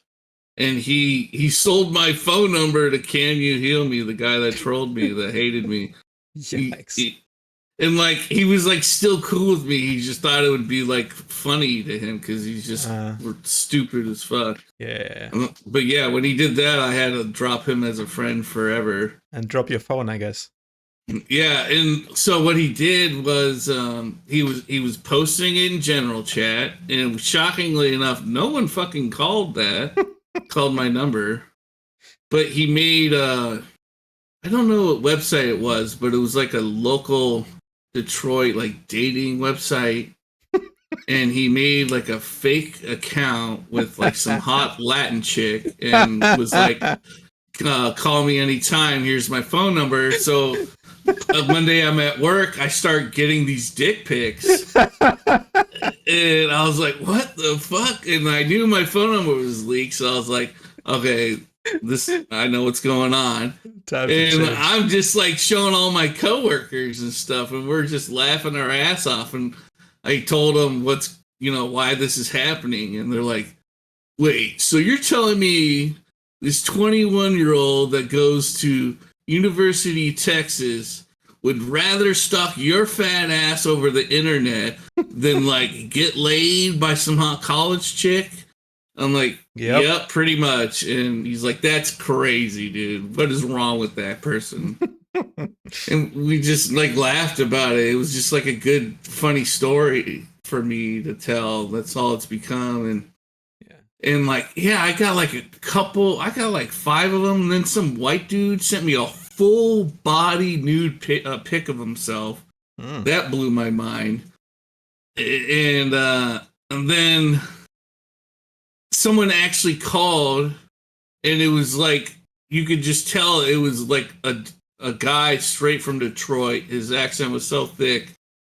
And he's like, "What's up, girl? Is this?"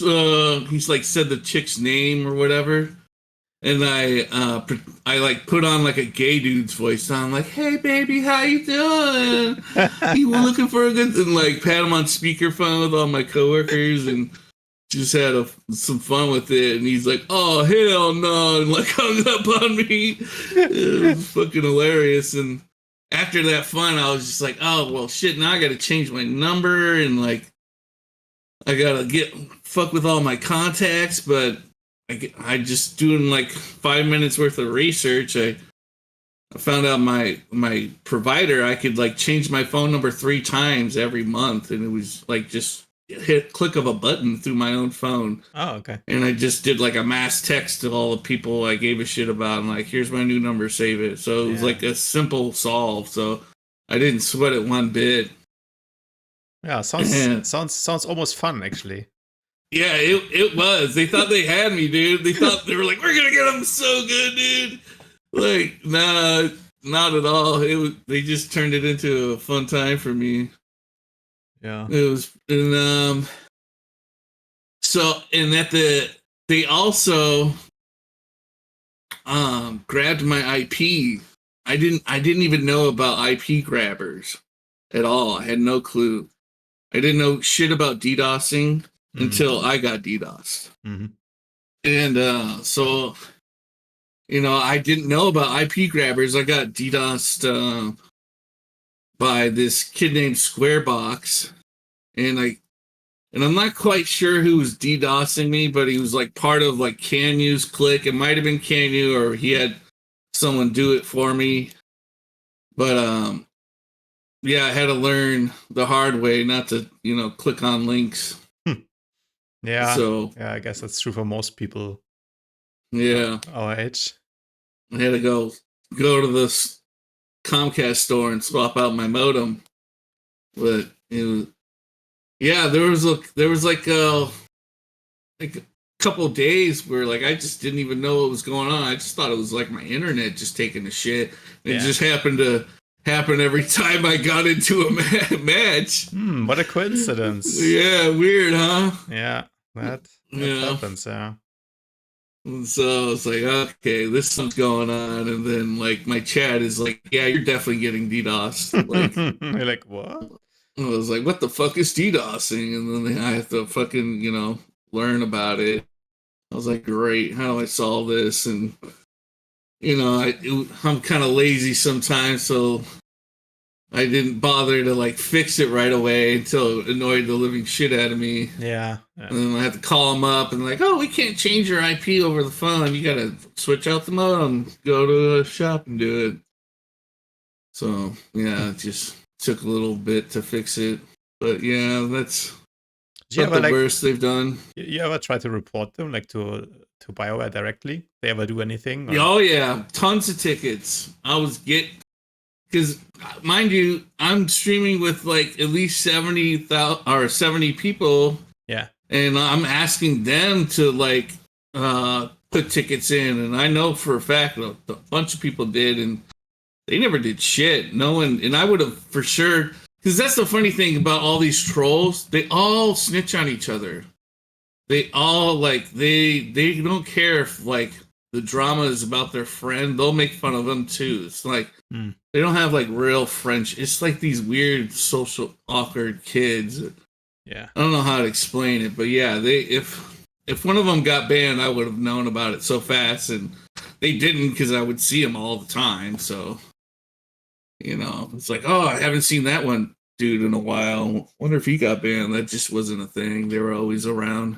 Like, I wonder why that is. Like, I think they don't have the tools to check if people are trolling in game, or because they are quite active with banning people on the live streams and in the forums. Apparently, I don't think they gave a shit because I would give them all the proof in the world. I would clip it. I would copy paste the link and the tickets. I'd be like, you know, I stream at this time. You can look it up. Like, they're ruining the queue. It's like it's not just affecting me. It's everyone else that's queuing. And like people would start to like, they didn't fucking hate me because this was happening because it's not my fault, but they were like, if they were on my team and one of those trolls are on my team, they're like, ah, fuck, this is a loss. Like, yeah. And they're trying to, climb the ladder, and they knew it was most likely a loss if we got one of them. So, and like you said, like those two different types of PvPers, that happens to them too many times, they're just gonna quit doing arenas. So yeah, I mean, from their perspective, I totally kills the queue. From their perspective, I totally understand it, but I don't understand it from the perspective of like the developers, like the community managers, right? Because I mean, isn't that your job? Yeah, I don't know the exact reason because they had to have known about it. There's no way they didn't, and it just went unregulated completely forever. I mean, one of them used to like literally stream her games of stream sniping me. She had my actual picture of my face and put a crosshair on it, dude. It was wild, like some like Bin Laden 1 poster, dude. And she had it as her chat covering when she streamed. And like, I mean, it was the most blatant stream sniping ever in this game. I think I've never seen anything come close. And yeah, like nothing happened popular. Ever to them.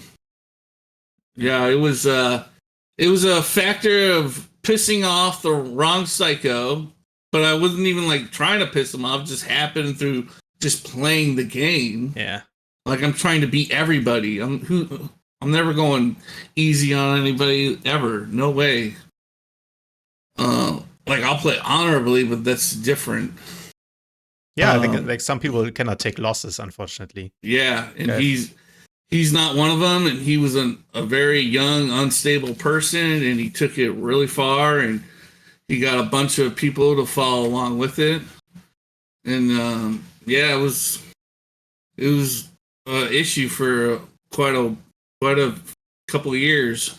And like to this day, like every now and then I'll hear from somebody like, oh yeah, he still talks about you every now and then. It goes on a rage rant and shit.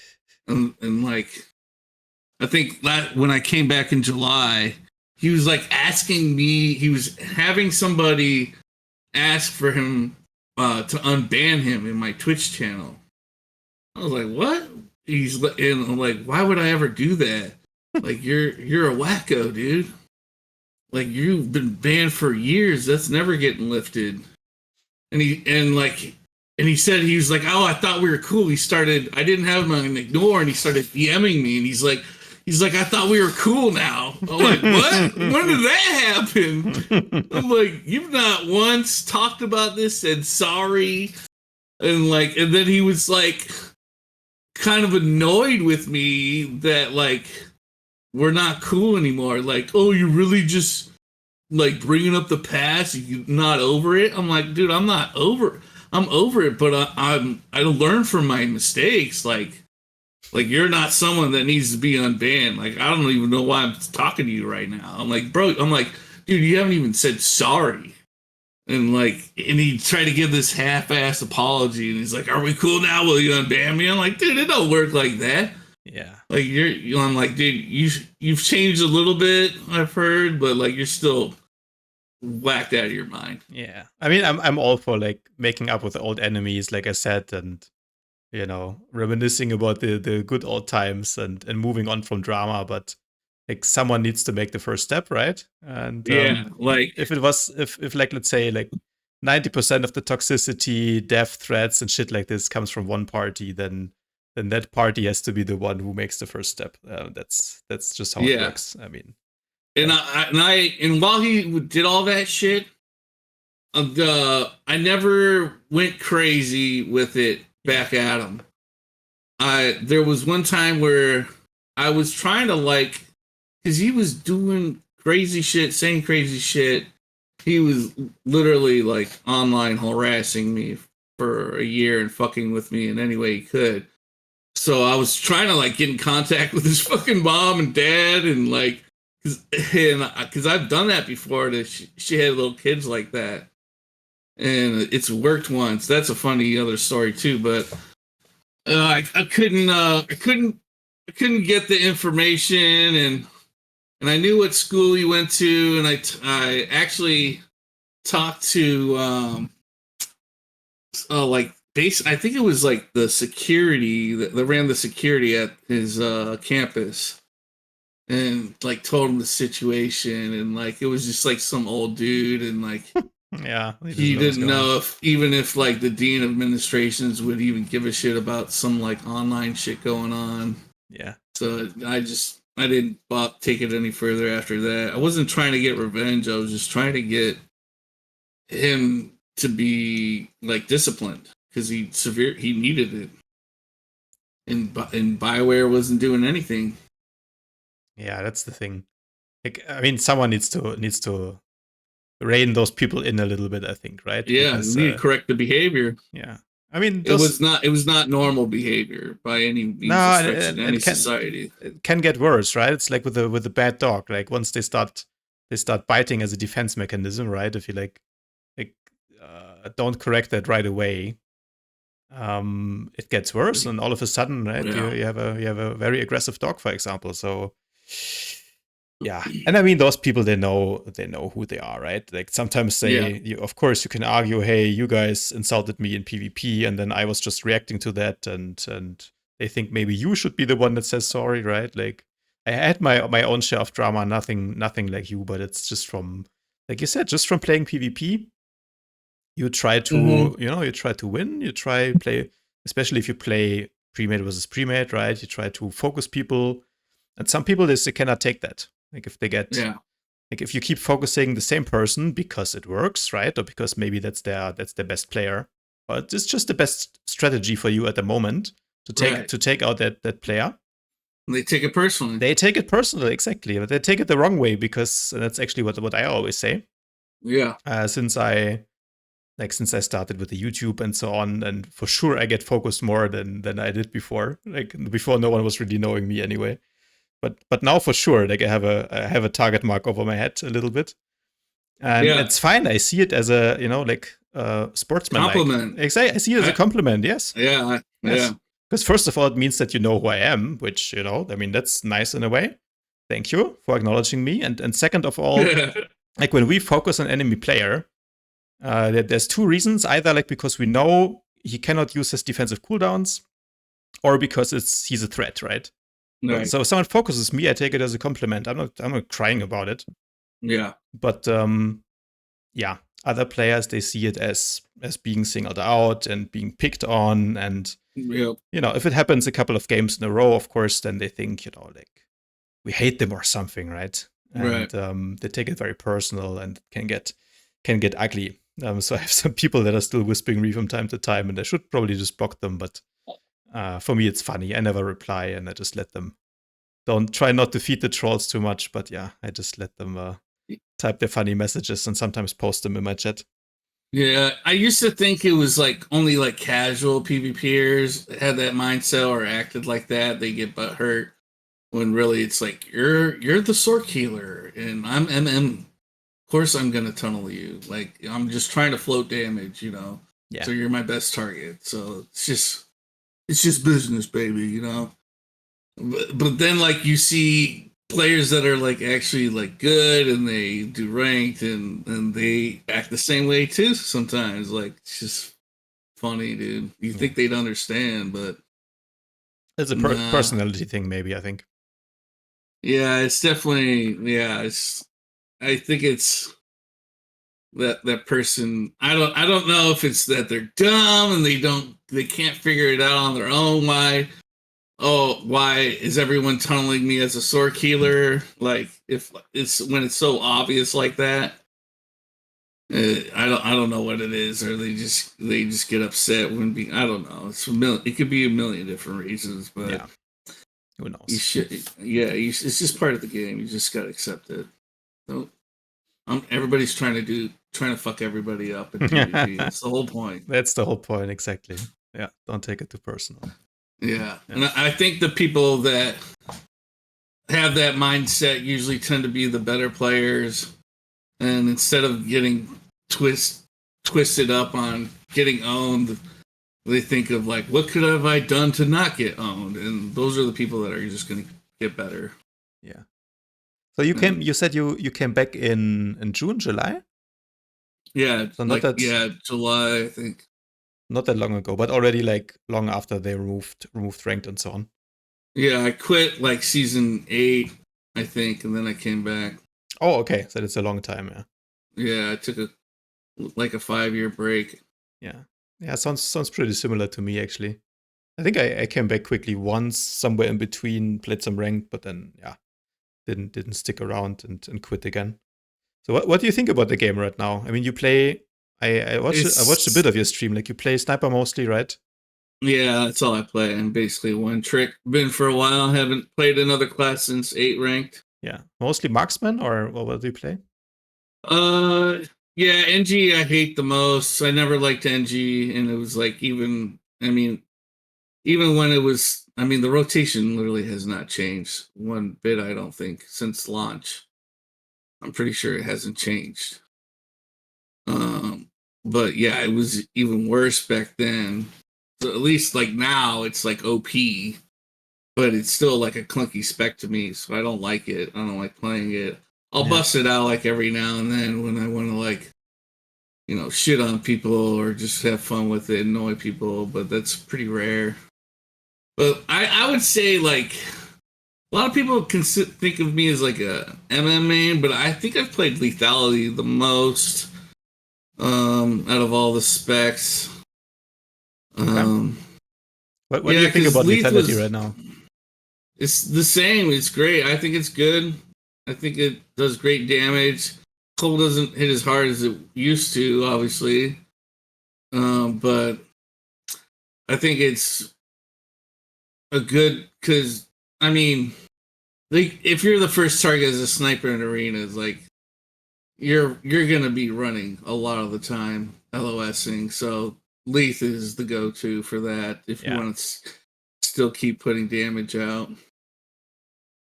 But yeah, I switch back and forth to the specs. They're both fun for me. I just play what's the most fun. It's a hard one. Like I like them both pretty closely, about the same, but I think Leith has the edge on it.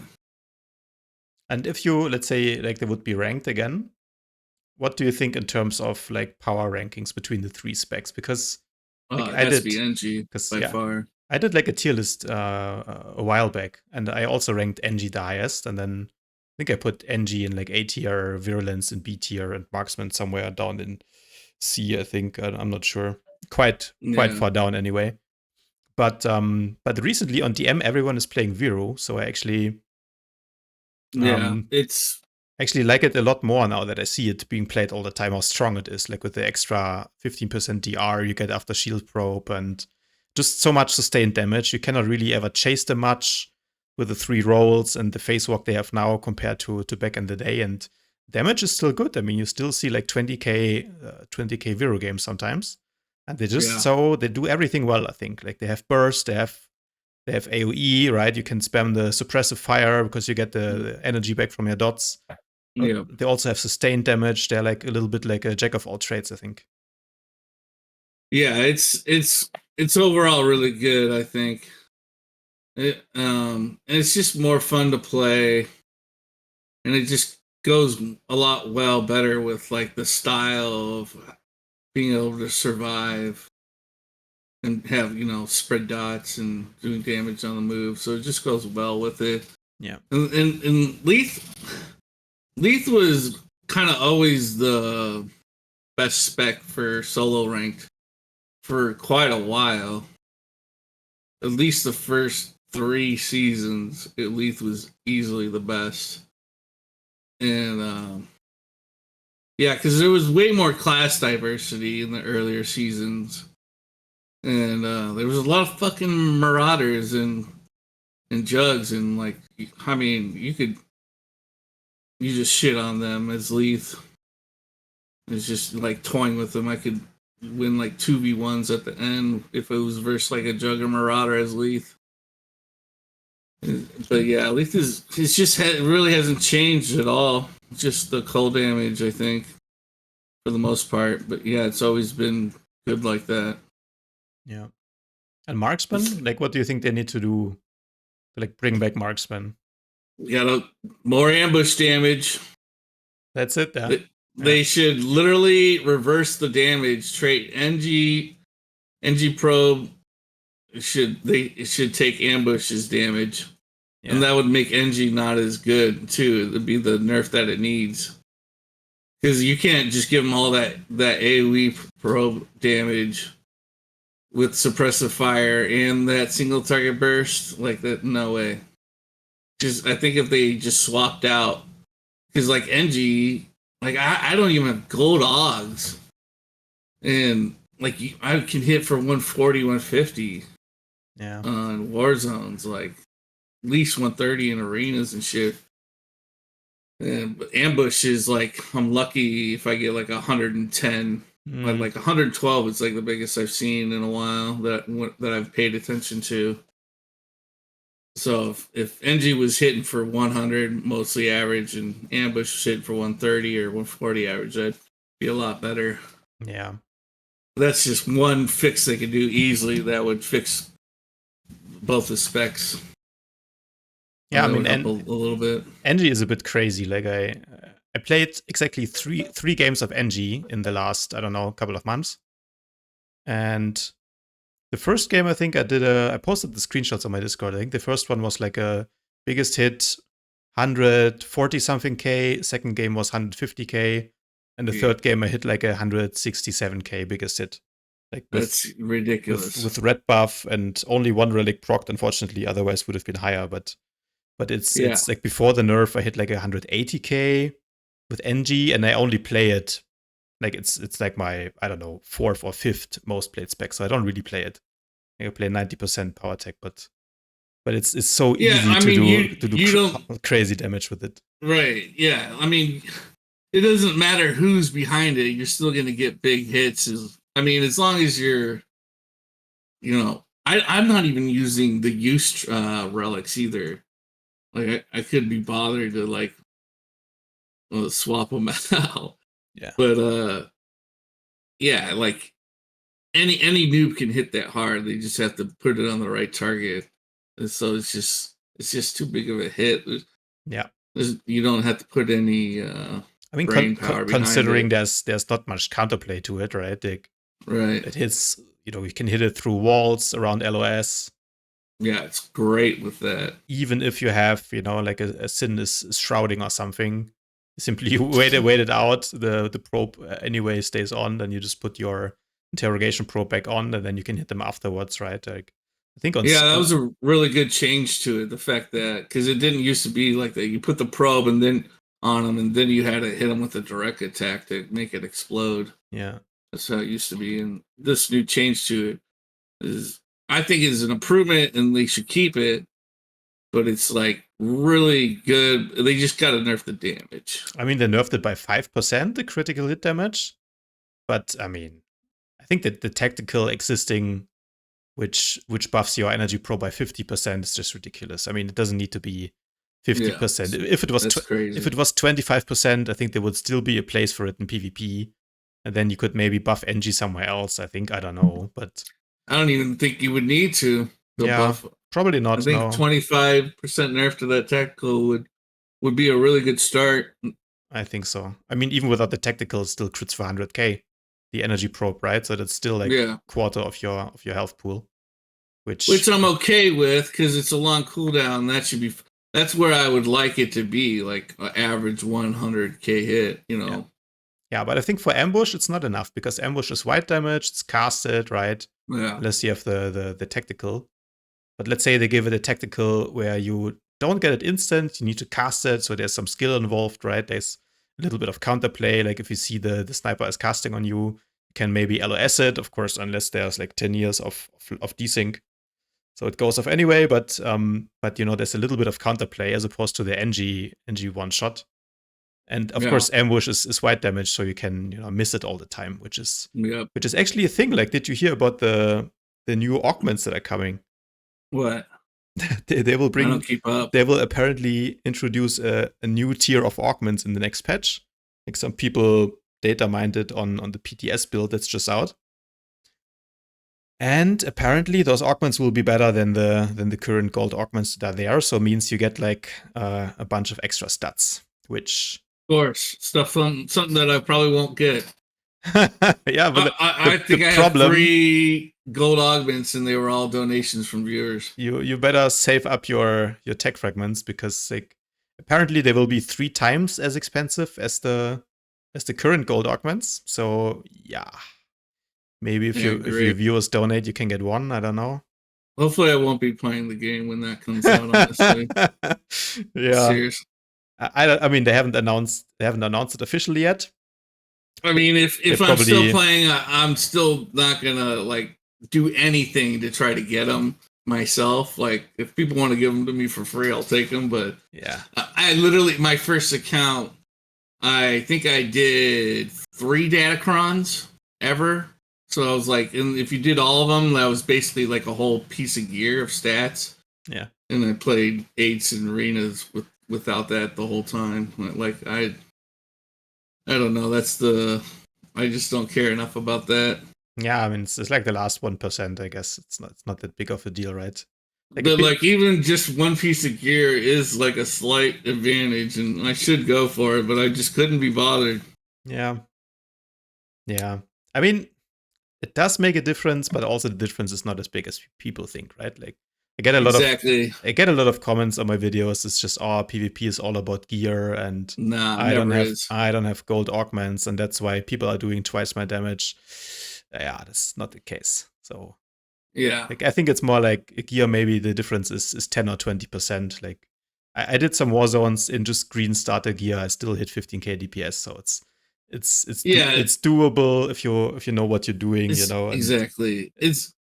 You can still do good damage. You're just not going to be beating someone as good with good gear. Like, but you'll still mess up. The real thresher is staying alive, and like that gear doesn't really do that for you. Yeah. So like, as long, yeah.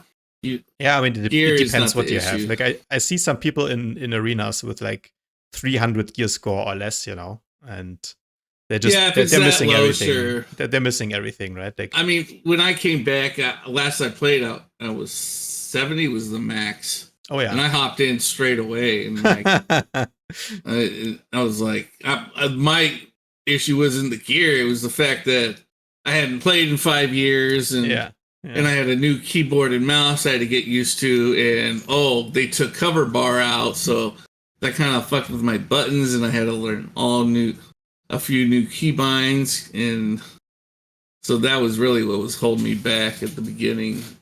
Or I had to knock off the rust first and get used to these keybinds.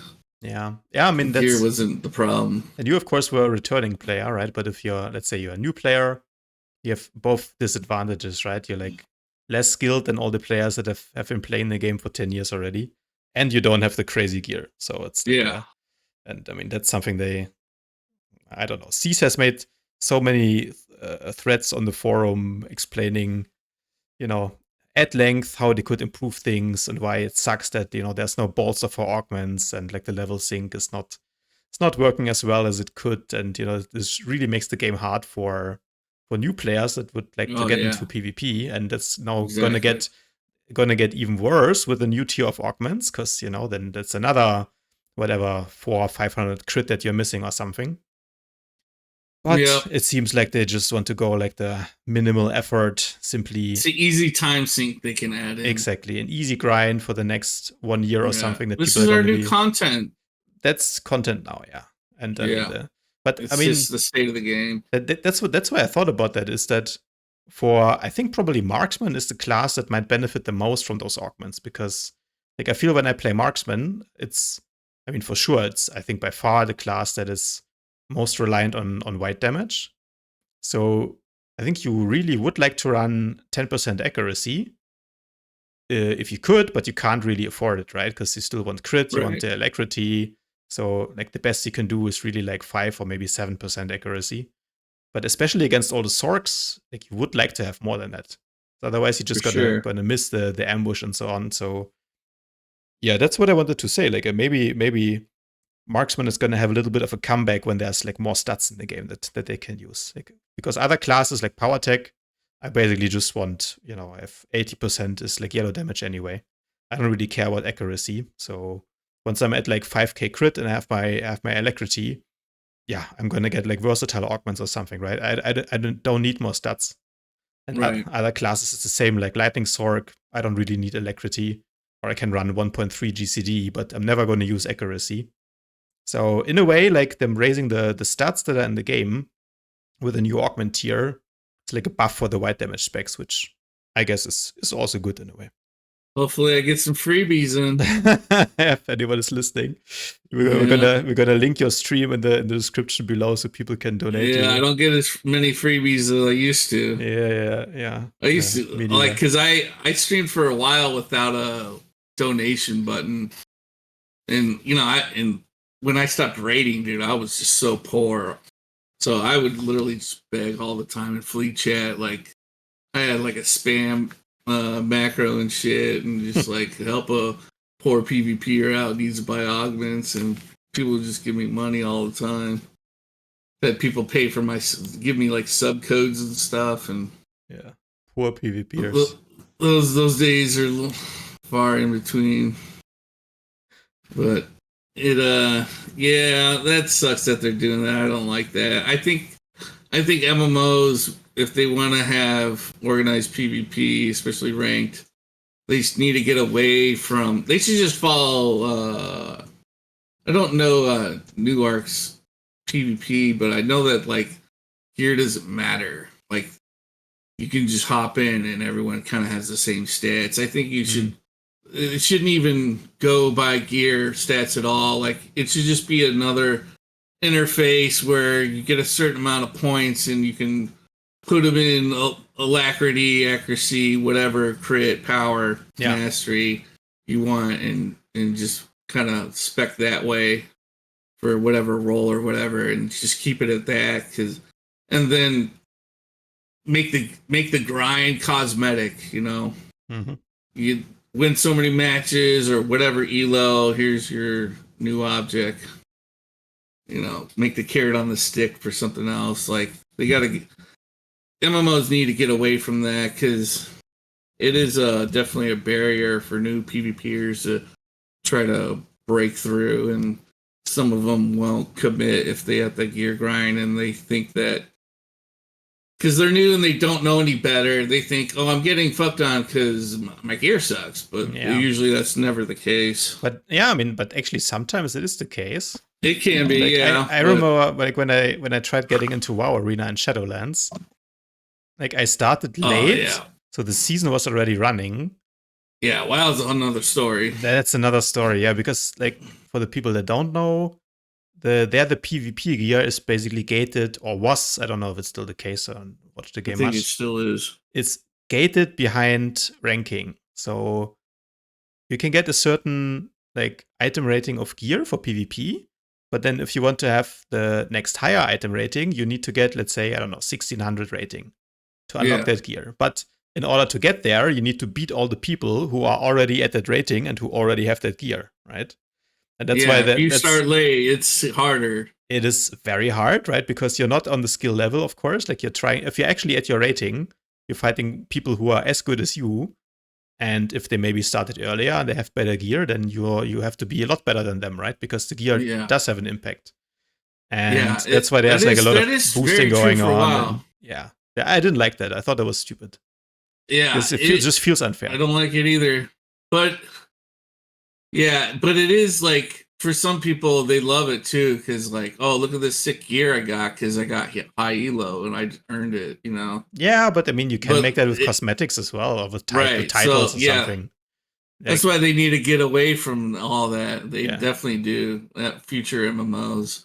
Like Space Barbie is the real end game anyway, right? Yeah, because that's like, you can just turn this debate of or conversation of making competition more fair and all about skill and not about anything else in a way bigger picture. But yeah, this is like a video game sport to people. It's they want to lose because the other guy was better, not because he had more gear. So they got to get away from that big time.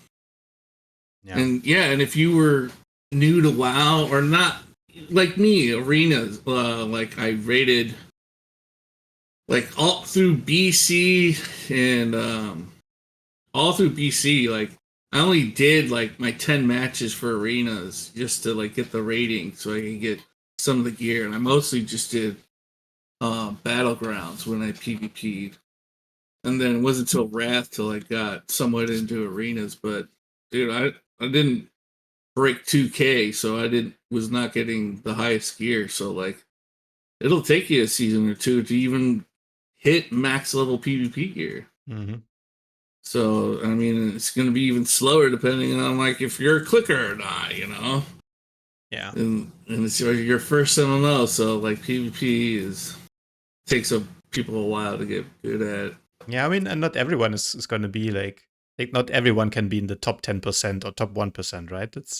That's how the rankings work. But I think giving the best players even more power through gear like that just doesn't make a lot of sense. I mean, it's maybe if it's idea. Like, I mean, if you're talking about like Diablo 2, right? You had the level 99 paladins where like the last level from 98 to 99 took like weeks to farm.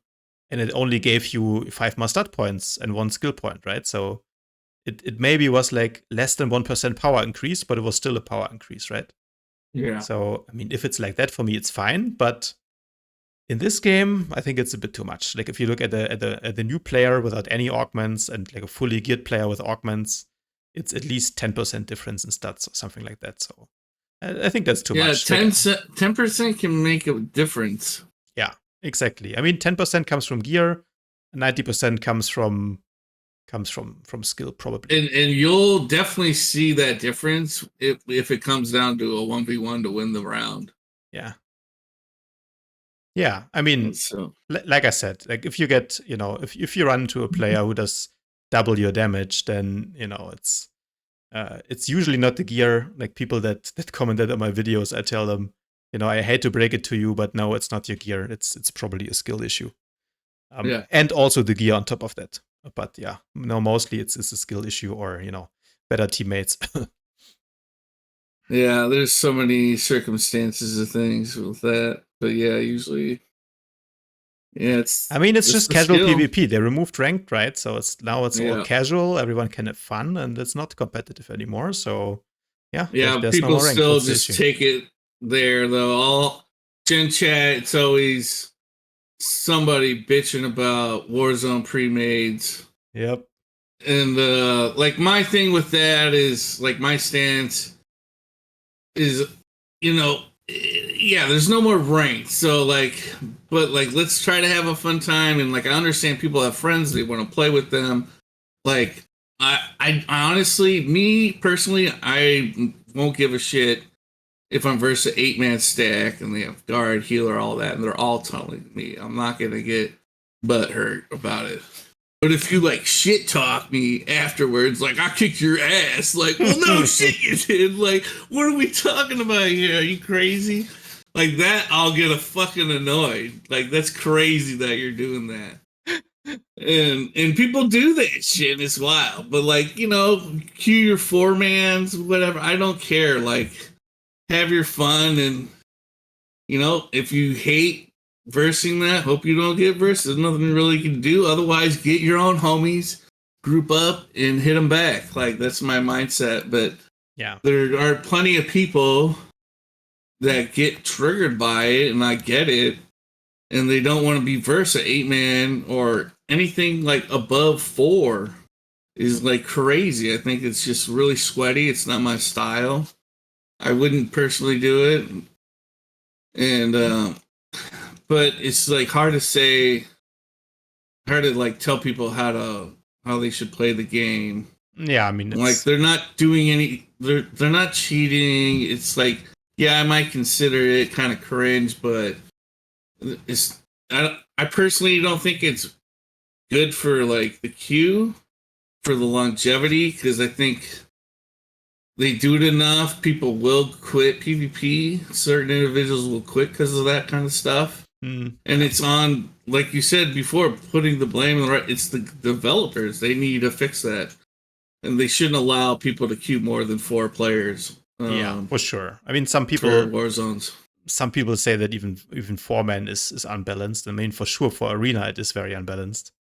Yeah, that's a full team, right? But 4-man premates, I mean, for Warzones have been in the game, I think, since it launched, if I remember correctly, or at least have been in the game for forever now.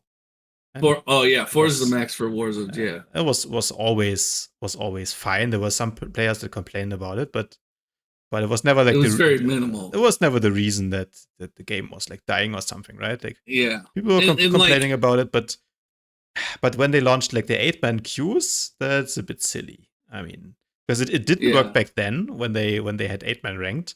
Because even with 20 teams, those queues died eventually. Because like the worst teams just stopped queuing, and then the middle tier teams are now the worst teams, and they're never winning now, and so on and so on. And then it's like a chain of quitting.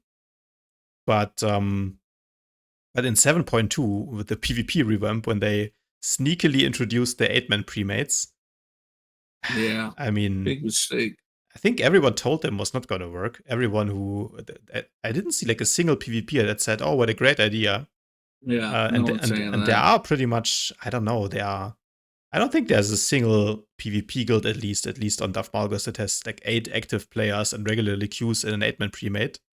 But sometimes, like, people know each other, they will group up, and then you have one premate, so maybe like 2 other guilds band together and make another premate to play against them. And that's super fun. But if there's only one team in the queue, like, do you really want to sit there for 20 minutes and then get an invite against like a bunch of randoms or a couple of 2-man premates? Like, it's trash. It's very there's boring. no benefit out of it. Yeah. It's just problems all around. There's no way to slice it other than that. Yeah. And it seems to be the people who do the like pre-mades of 4 or more are like the good player. They're like good, but not like good enough to be know better and respectful. I feel like, I don't know, it seems like the young, at least on Starforge, like the younger and the new generation of PvPers that like started like season 10 or forward, they're the ones that do that type of shit. And they're we'll call it names. No Idea on Starforge, they do it a lot. And every now and then they'll shit talk, and it's cringe as fuck. And I've seen them queue like 4 snipers or more together. I mean, the only thing I can't say is like they don't queue tanks or healers together. Okay. But it doesn't even matter. Like when it's like 4 snipers, a PT or Marauder, whatever, they're all just bursting one target. Yeah. You should be wiping the floor all the time. Yeah, I mean, it's not that hard, to be honest. And they've recently started to do that in arenas. They've been queuing pre-mades in arenas, and it's been annoying. And I've been trying to like talk some sense into them, and it's just cringe behavior. And they're the ones that like play the game all the time. They're on all the time. I see them, and they play together, and like, you're just counterproductive to your own cause. Like, you want to keep playing the game, do arenas, but you're actively doing things to make people not want to queue. Sure. And people like that, they don't get it. Yeah. And they're just their own worst enemies. But it's... Yeah, this is why you cannot have nice things, by the way. Behavior like this. This is exactly it. Yeah, and if you give people ways to like do shitty things like that, there's always going to be groups of people who do abuse it. And the developers just have to do their job and regulate their own game. And they just unfortunately don't do that, and they haven't done that for a long time. They only really go after people that like really fuck with the economy hard, exploit like credits. Yeah, blatant, really bad, like win traders. like I forget what season it was, but there was it was I think it was on the EU servers at first where they had like stupid high rating with like just 10 games played. Like they hit like 2K already with I don't know, they were doing some weird shit. There's been all sorts of bugs with the queue, people exploiting where they could like exit the match before it started and get a look to see like who was on their team and against, and they could like leave a certain way and it wouldn't they wouldn't lose wouldn't be marked down as a loss and lose elo. I see. So they could like get intel. So if they got like some shitter on their team, like, oh, I'm out of here, you know, and I'm sure there's other stuff I didn't know about, but yeah, there's been, I mean, any way they can, they'll exploit it, find out a way to get easy wins. People just do the shadiest, cringy stuff to just get that elo. Yeah, I mean they always have, I think, but at least like with the 8-man premates, I think that really needs to go for like Warzones, unless they want to bring back ranked in some form, which I don't think they are planning to. But like 8-man premates is too much for like a regular Warzone, and like even 6-man is too much. Just put it back to 4, how it was for like all the history of the game. And I mean that's what we will do if we are like 5 or 6 people sometimes online in our little guild. We'll just do 2 groups and play against each other, or like hope that we go up against each other, because those are anyway the most fun matches, right? Exactly. Like the only thing that's more fun than beating a rival in PvP is beating one of your friends, or like one of your guildmates. So, and if you don't know that, then you're really missing out. So yeah, this message is to the cringe boys: stop queuing, 8-man premates, global your friends instead. It's much more fun. Exactly. It's just you know, it's just one of those things that happen, and they gotta it's a dead game. They don't have the I don't know what it is, if they just don't have the money to staff it, to they just don't, I don't know what the reason. Yeah, they definitely are putting the most of their resources into the cartel market. It's been like that forever, ever since they came out with it. It's clear as day that's most of the staff, whatever the team is now, is working on that than anything else. I mean, at this point, I get it, right? Like you somehow want to pay the bills, and that's probably a business for sure is the biggest earner. But like they know the game's fucked. There's no way they could bring it back to any decent state. They're just keeping it on life support and just milking whatever they can get out of it. But what I don't understand is like why, let's say you're Bioware and it's patch, I don't know, 2.8, right? Where somehow you introduced arenas, there's ranked, and as you said, like many of the biggest streamers back then, they were pretty much all PvPers, right? And there was like a healthy, still relatively healthy scene. I mean, of course, wasn't as big as WoW's at the time or ever, but was still relatively healthy. And for sure, I would say the PvP scene brought most of the attention when it comes to like Twitch views and stuff, right? Like you had Twitch, dueling tournaments and so on. So PvP for sure was a pull on the game, but it's something they never really invested in. Like they just never really understood it for some reason. Never.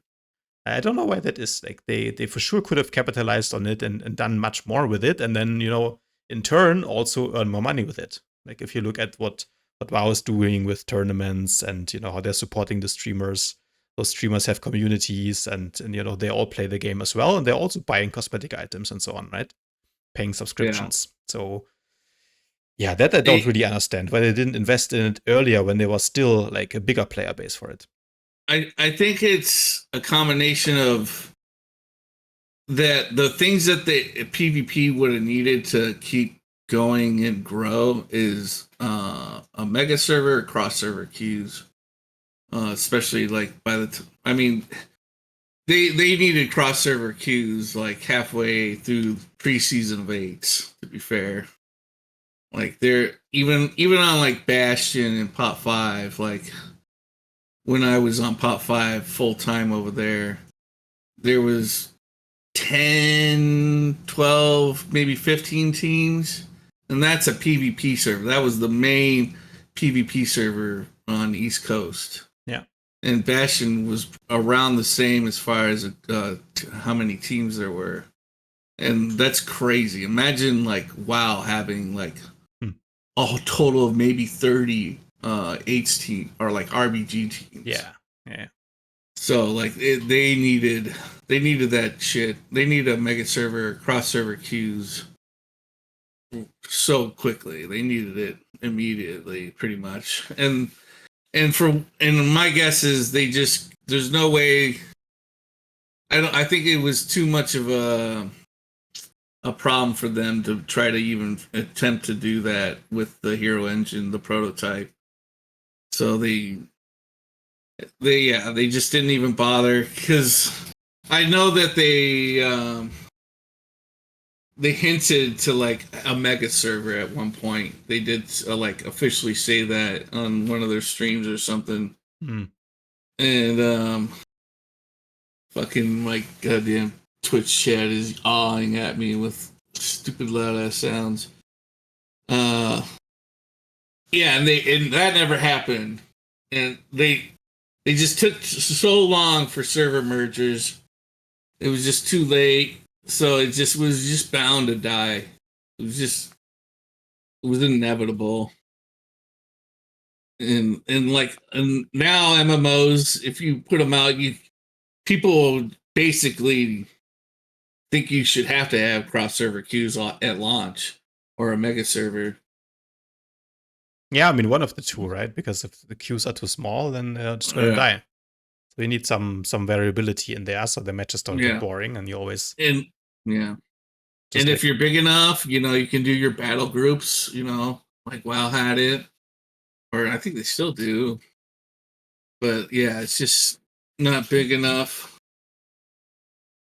The other thing I think that WoW did, which I thought was interesting, is like the solo shuffle thing.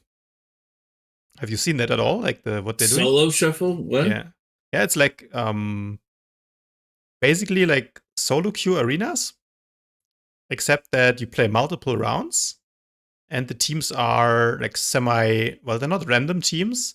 Basically, they mix the teams after the rounds. Is this for WoW? Yeah, exactly. Oh yeah, the solo arena. The shuffle thing. Yeah, exactly. I played that. I played. They had that in Dragonflight. They put that out in. I think so. Yeah, I think so. Yeah, it was cool. I liked it. Yeah. I definitely did a decent amount of it. But yeah, it's a good idea. I think that's what they should do with this game, honestly. Exactly, yeah. I just wanted to say that. No fucking healers. Like, I've been saying this since I came back, like, because the comp is so fucked, like with healers and tanks queuing. Like, I mean, I'm sure it has to happen over on DM all the time, where it's just these whacked out comps, like, you see all sorts of combinations. They just need to not allow any of the support classes to queue. It just needs to be 4 DPS versus 4 DPS every time. I think that would just help out. And it sucks for the healers and tanks that want to play that role in arenas. But it's just, if there's not enough population at all, it just doesn't work. It's so dead. And I feel like that's an easy fix they could do. Like, they're good at taking shit away, and that's just taking stuff away. So, like, the healers out of the arena. Yeah, take healers and tanks out of the queue. Don't allow them to queue. They just have to go DPS. I mean, if they'll have way more fair matches. I mean, if there's no healers in queue, it will open matches though with 4 DPS versus 4 DPS, right? No, it will just. There's a certain amount of time that can go, and it just throws whatever in against each other. Yeah, no, that's been like true. That from the get. That's true. Yeah, and it's bad here. I don't know how it is in DM, but like, I mean, there's so many matches where somebody's getting fucked over because they don't have a tank or a healer, or a tank or a healer. Like, yeah, I mean, I've had matches where it's like 4 DPS versus an actual 4s count, where they have a tank and a healer and 2 DPS, and like, yeah, like, how do you beat that? I mean, that might be a pre-made issue, or it might just be like the late join. No, they're not even shit. Sometimes you get a lot of like tank healer, internet boyfriend girlfriend couples. Mm-hmm. Yep. You know, you'll see that come in there, but they don't usually last long. They're just trying to get their daily weeklies done. But you know, you'll still see this same couple tanks or healers. And, you know, it'll be like a healer and 3 DPS versus 3 DPS and a tank. And versus that comp, the tank's going to be better most of the time to have than the healer. Yeah, I was going to say. Yeah, I would rather have a tank, proper tank than a healer right now. 50% DR is way better than heals because, like, the heals can't keep up with the damage. They cannot, exactly. And the guard is going to save your ass. Like, if you're playing PowerTech in arenas, for example, you're always going to be first target, right? If you're and so guard is way better. Guard saves your ass, especially if you have a tank that can taunt for you as well. Healer is not going to save you, at least not a healer without a guard. So I think it's just crap, and people like new players are gonna go into that and like, what the hell is this? Like, I'm losing because I don't have a healer or a tank. Yeah, and it just shouldn't be like that. And it's when tanks and healers are in the queue, it's hardly ever fair where it's like, okay, each team just only has one healer. There's no tanks. Or like, there's a tank and healer on each team. It's hella rare for the other team to have the same comp style. So, like, it's just bad. They just need to...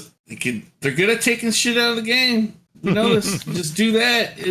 It'll fix arenas. And don't allow people to group for arenas. The majority of people on StarForge do not group for arenas. They queue solo.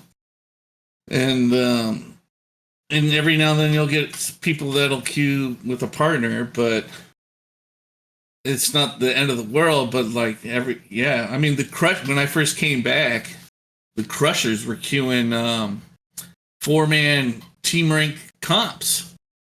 They were literally their 4-man team that queued arenas team ranked versus whoever they could. They had a team still somehow. Like, people still did 4s. Yeah, they did. Every now and then through challenges. I mean, there was a preseason. Right? And then they suddenly announced, oh, no, season 15 is not happening. We're removing ranked instead. So yeah, they were queuing their team ranked team in arena regs. Yeah, I mean, don't hate the player, hate the game, right? Oh, please. Oh, I can hate the player. That's cringe behavior, dude. And this is a long-standing rivalry with oh my god, why am I blanking out on his name? Please, someone chat, please help me. Crap, he's like the GM of the Crushers forever. How am I forgetting his name? It doesn't matter. This guy, I've known this guy since season 1, and he was on pub side on Cannaba. Thank you, fucking Cannaba, dude. The Guardian. Yeah. He was on Prophecy of the 5 in season 1 with me, and towards the end of the season, a lot of the pubs either like quit or they just came Imperial because it would split the faction. So there wasn't nearly as many pubs as there were Imp on Prophecy of the 5. So there's just way more better players there. So a lot of people just slowly started moving over, or they were just quitting the game. And then towards the end, it was just like the Crushers queuing over on the pub side, and like a handful of pubs, but they were like holding out, and they were all usually pretty good. So they would exploit the queue all the time. They would queue late at night all the time, and everybody streamed. You had like multiple people streaming on Prop 5 doing solo ranked. So they would just like, once the healers and tanks stopped queuing late at night, they would get on and they would have like double Sage, double VG, skank tank. So each Sage gets a fucking guard with PT burst. Nice. And we're versing that, and they would abuse the shit out of that. Like, and Cannaba was a part of that. And, you know, you had a whole guild that did that shit. And then when they got to a certain rating, where they were getting higher because they had easy wins. They had to verse like, same people elo. So their elo is definitely higher than what they deserve as skill players. So they're playing against people that are like better than them, way like by a decent amount, and they're losing a lot when they're skank kanking. Like they just have way better comps than what they're versing because it's just throwing whatever elo together. Doesn't matter what cast, and they're stacking double sage, double VG. And the stages can do a shit ton of damage and off heal the living shit out of themselves and their team. And it was just so good. And but they would lose a lot, and then eventually they server transferred off to Ebonhawk onto an RP server. And they were there for the longest time. And I got no respect for Cannibal or anybody who wears the Crusher tag or associates with them, because they still, to this day, I come back fucking 10 years later, he's still doing the same shiesty behavior. It's hilarious. And yeah, he just cues whole team in the arena is just stomping on kids. Yeah. And then they started like shit talking me. They're like, make a team, fucking beat us in team ranked. It's like, with who, dude? Everybody I know is long quit this game. Dude. Everybody I know is long dead. Yeah, exactly, dude. Yeah. Yeah, I mean, it's funny. They finally quit and they stopped doing it, but now no idea is doing it. But at least they don't do with tanks and heals, thank God. Yeah, I mean, forming premates for arenas should be like a different game mode. I mean, I think like the perfect game mode for me would be if you could simply queue. I mean, let them queue in a premade even, right? But let them queue in a premade, make it so there's no tanks, because tanks just kind of make the balance of the game that some specs cannot play it anymore, unfortunately. Yeah. So no tanks. We can talk about healers, but only if force it so both teams always have one healer and don't start the match otherwise. And then randomize the rest of the DPS. Just do it random. This is what I was thinking about, what we tried doing a couple of times when we have maybe 6 people in the Discord or something. We'll just play challenge mode against each other. Yeah. So we'll do, for sure, every team gets a healer, gets 2 DPS, so it's fair, and then we'll just swap the teams after a couple of games or something, right? So it's so it's a bit more interesting and not. So otherwise, one team basically wins, and that keeps happening, and then it gets really boring when the other team doesn't want to play anymore. But if you mix the teams up, then you have some more games you can play where everyone gets to have some fun, right? You can do different stats, different comps or something. Maybe you can respec after a game. That'd be cool, something like that. That's why I was thinking about the solo shuffle thing, in WoW. But if they had a queue like that, I think that would be cool. Basically, like solo queue or team queue, but randomized teams, always with the same comps, with the same healer DPS setup or something. Yeah, it would be. Yeah, they just are never going to do anything like that. You just kind of have to take it in your own hands and make your own content at this point. I think so. Do that with challenges. Yeah. Hey, we take just 2 minutes. I'm just going to take a leak. Yeah, sounds good. Yeah. Thanks. All right, cool. Where were we? Yeah, it's just if we're talking about easy changes they can do to the game, which they're never going to do. You just have to be realistic of their capabilities. So you gotta know. So we know they're good at taking stuff away. So just start there. Yeah. What can they take away to make the game better? They definitely need to merge all the servers again. Yeah, that's there's only 2 NA servers. Get it to 1. What are we doing still? This is crazy. Nah. Probably the same thing for EU. Just maybe make it 1. Keep the French server separate, honestly. But otherwise, is that you don't like Frenchies? Yeah, no one likes them now. Sorry, but why is that a thing in a lot of video games? That's a big thing in DayZ too. I don't know. Never trust the French. I don't know. It used to be English. It used to be the English that no one trusted. I read a lot about history books, So For sure, I love history. apparently in like medieval times, there was a thing that no one trusted British people. So the British people would always walk around like fully armed, like with swords and armors when they went on pilgrimages, because they knew that they were like a target for everyone. But yeah, nowadays it's the French. I don't know why no one. The French. I had a French roommate once. He was like a very weird guy. Like always run around the apartment naked and eat like weird smelly cheese. Yeah. It's like that sounds definitely like a French guy would do. Yeah, no, he was French for sure. Yeah, I don't know, but I mean, what can they take away from the game to make it? Yeah, like take away the roles. Yeah. They wouldn't have to take away 8. Four pre-mades bigger than 4. I mean, take away that.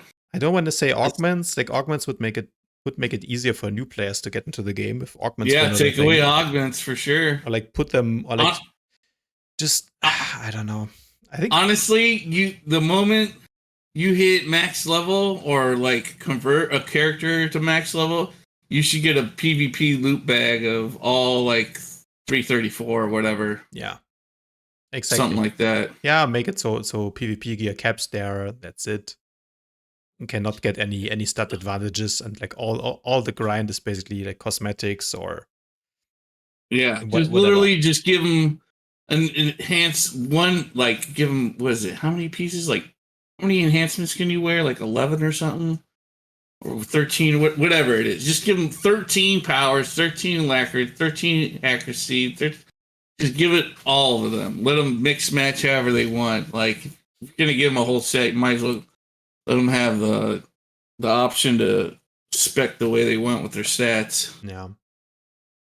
Just go full out. That would help. It's just little things like that. I mean, how hard is it to give everyone a package like that? We get anniversary packages in the mail all the time with shit. I mean, it used to be a thing. They did have a PvP starter set at one point, right? It was like this blue gear that you would get from a box, and that was like a PvP starter set. Yeah. And then you would pretty much get that for free, like right away. Then you could farm some purple gear that was a bit better, but not that much better. Yeah, exactly. Give them something to like grind for, but like they still have good enough gear to do fine in. Yeah. They have something to strive for. Like, yeah, I mean, and then the other thing is like I think what they don't understand is that PvPers, or at least like I would say, how PvP should be, and I mean that's now me talking, right? Other people might see it differently, but I think it's like the competitive nature of it, because like the PvP seasons, the battle pass they launched is just a participation trophy thing, right? You can just stack through 80,000 arenas, and then you will get level 25, all of the rewards anyway. Like there's no reward for actually tryharding for wins, except that you get them a bit faster, I guess. But if you play this game all the time anyway, why do you even need to improve? Like, why do you need to get better, right? You can literally just go into Warzones. Like, you can probably write a bot that just queues for Warzones, runs to the pylon, and right-clicks the pylon. And you probably could have about like a 50% win rate, maybe a bit less, I don't know. You would get your rewards probably almost as fast, like, or even faster than like people who play the game normally, I would say. Like if you simply like queue all the time, you run to the pylon, you click the pylon, you don't do anything else. Like you will still get your rewards, right? With like a 40% win rate or whatever, even if you don't interact with anyone, which is like the point of PvP. Like you don't try to play the game, you don't try to get better at all, which is just not the point, right? So yeah, I would somehow like introduce something like leaderboards where you can see like the best win rates, the highest DPS numbers, the best objective score. I don't know. Maybe it would be cool, but the game is so dead that people could exploit the living fuck out of that. That's true. And the records, like you wouldn't know which one's legit or non-legit, because like that. Remember we were talking about in the forums, they had records for all the highest stats for healing, DPS, all that shit. Yeah, and people would make 4-man pre-mades and like try to convince the other 4 pugs on their team and hup all like, hey, everyone's standing in the acid, so I can heal all of you. So like you could never trust healing meters with that, because you don't know who's doing that strat or not. That's true. But I mean, You can. So like, yeah, it's just But you just need a more popular game, and yeah, it's just you're not gonna be able to do that in ranked. So if you had like, you could do those kind of stat boards for ranked for sure, because no one's gonna let someone float numbers of healing sitting, in the acid. Like they're just gonna lose the game, and they definitely want that elo. Yeah, and that's what I mean, right? Like you need to make some way that people actually care about winning, right? So Yeah, yeah, 100, yeah, because just make everything ranked, I for example, the right? moment eight's rank disappeared was the moment I stopped giving a shit about objectives. Yep. After that, I was like, I'm just gonna play the way I want. I think is fun for me now, and that was either like do the most damage in the game, or I would like a lot of times for like the stream, because it's easy for a sniper in a war zone to have like a front line, a healer, and tank, Yep. and float numbers. Like, so I would, to showcase my skill, I would like go to off nodes a lot and like win 2v1s and 3v1s, and then Void Star, like I would bait people to the edge and knock them off, and I would kill people. That, bro, you feel gold. So like when you get through the first door, when you're on the second door, and they have that like ramp stage thing with the expertise buff on there. Yeah. Dude, I would just field goal them. They have the 2 light post rolls, and I would just knock them through that and get field goals. And you do that to somebody too many times, they lose their mind, and they every time they see you in a war zone, it's on sight. And that was tons of fun for me. So I'd do shit like that. Because there's no point. What's the point of trying to win? But if you put if you took 20% of your effort in the cartel market and made that into rewards for PvP, and people thought it was cool, they'd go for it. Yeah. And if you incentivize, like you could do it in so many different ways with just like how many wins you get, or wins. Like someone was saying that the last time wins above a certain rating or something, right? So or above a certain win rate, right? So you need to focus on actually winning the games, and then keep playing the game, and not just sit at your win rate. There's just so many carrots on a stick you could do with that. I mean, there's so many ideas you can come up with. It's just, do you want to put the time and effort into it? Then it's just PvP doesn't make them money, so they just don't put any effort in it. Yeah, I mean, it probably is what it is. Probably could, but yeah, seems not to be a big focus. Yeah, because for the longest time, I mean, the whole time you had to be sub to do ranked, or solo ranked at least. Oh, you had to be sub to play Warzones even. Like you could only play 5 Warzones. Yeah, you get a certain limit, but you could there was an easy way out of it. You just grouped with somebody and they could queue for you. Yeah, true. So there was ways out of that. And you could still do team ranked without being sub, because you had someone queue for you. But solo ranked, you had to be sub. Mm-hmm. Yeah, couldn't. But yeah, so like, I mean, you think they would put some time and effort into solo ranked at least, since people will have to sub for that. But that, I mean, they did some shit. They just, I mean, they did have rewards and stuff, but then they would do dumb shit like with the preseason rewards with the Firebrand gear. I forget what season it was, but they basically rehashed those rewards, and they were literally all the same gear types, except instead of like a red glowing shiny thing effect on it, it was like green effect. Yeah. So they just color changed it and let it, any schmuck could get it when, and then I think shortly after that, they just flat out allowed you to have that gear. It was the red version. You could anybody could get it. So like, yeah, I mean, all the old ranked rewards you can now get as replicas, right? Like the season 1 ranker and the furious weapons, everyone can have them now, which is just, yeah. And that was like a thing that I had, that people would stop in their foot tracks and whisper to me like, "Hey, how'd you get that sniper rifle?" Yeah. And I tell them, and they're like, "Oh, that's cool. So you must be really good." And now every idiot can have it. Yep. You know, I literally like for almost all of arenas in NA, the only other snipers that had the Firebrand sniper, which you had 2400 rating, that still played was Caprica. No Shadow had it. There was, yeah, maybe like one or two I'm forgetting, like Teacher and Fat Nerd. They quit early on, but yeah, there was barely any snipers that had that sniper rifle. Yeah. And yeah, I mean, they could make something like this, and right? it means nothing now. Make it super exclusive and tie it to some form of metric that actually makes you try hard to win games, right? Whether it's like win rate or bringing back some rating or whatever stats, I don't know. Let it be objectives, I don't care. Whatever. But make it so you actually have to try hard, right? And you can figure out like who the best players are, and the best players can show off the gear. And I mean, that's all you would really need to do to make people care about objectives, I think, at least, or about winning games, right? Yeah, it's really not hard thing to figure out. People like shiny new things. Yes, give big glowing rifle. Just put it like they could do it. They just won't. We gotta have that cartel market, that new next RNG box out in time. Yeah, and like they should have all types of rewards for all types of skills. Yeah, you know, and I don't know. I guess if they don't want my money, then spend it on something else. Huh?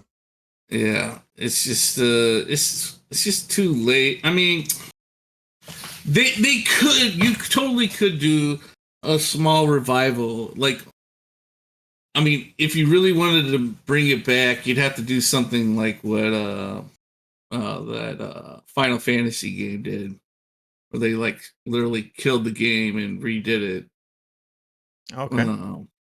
You know what I'm talking about? No, I didn't watch that at all. No. What was it?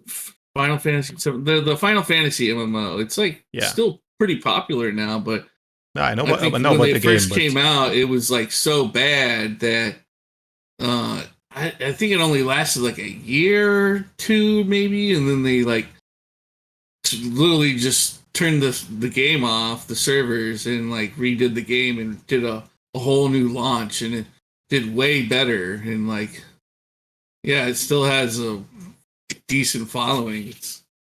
They full on committed and put money in.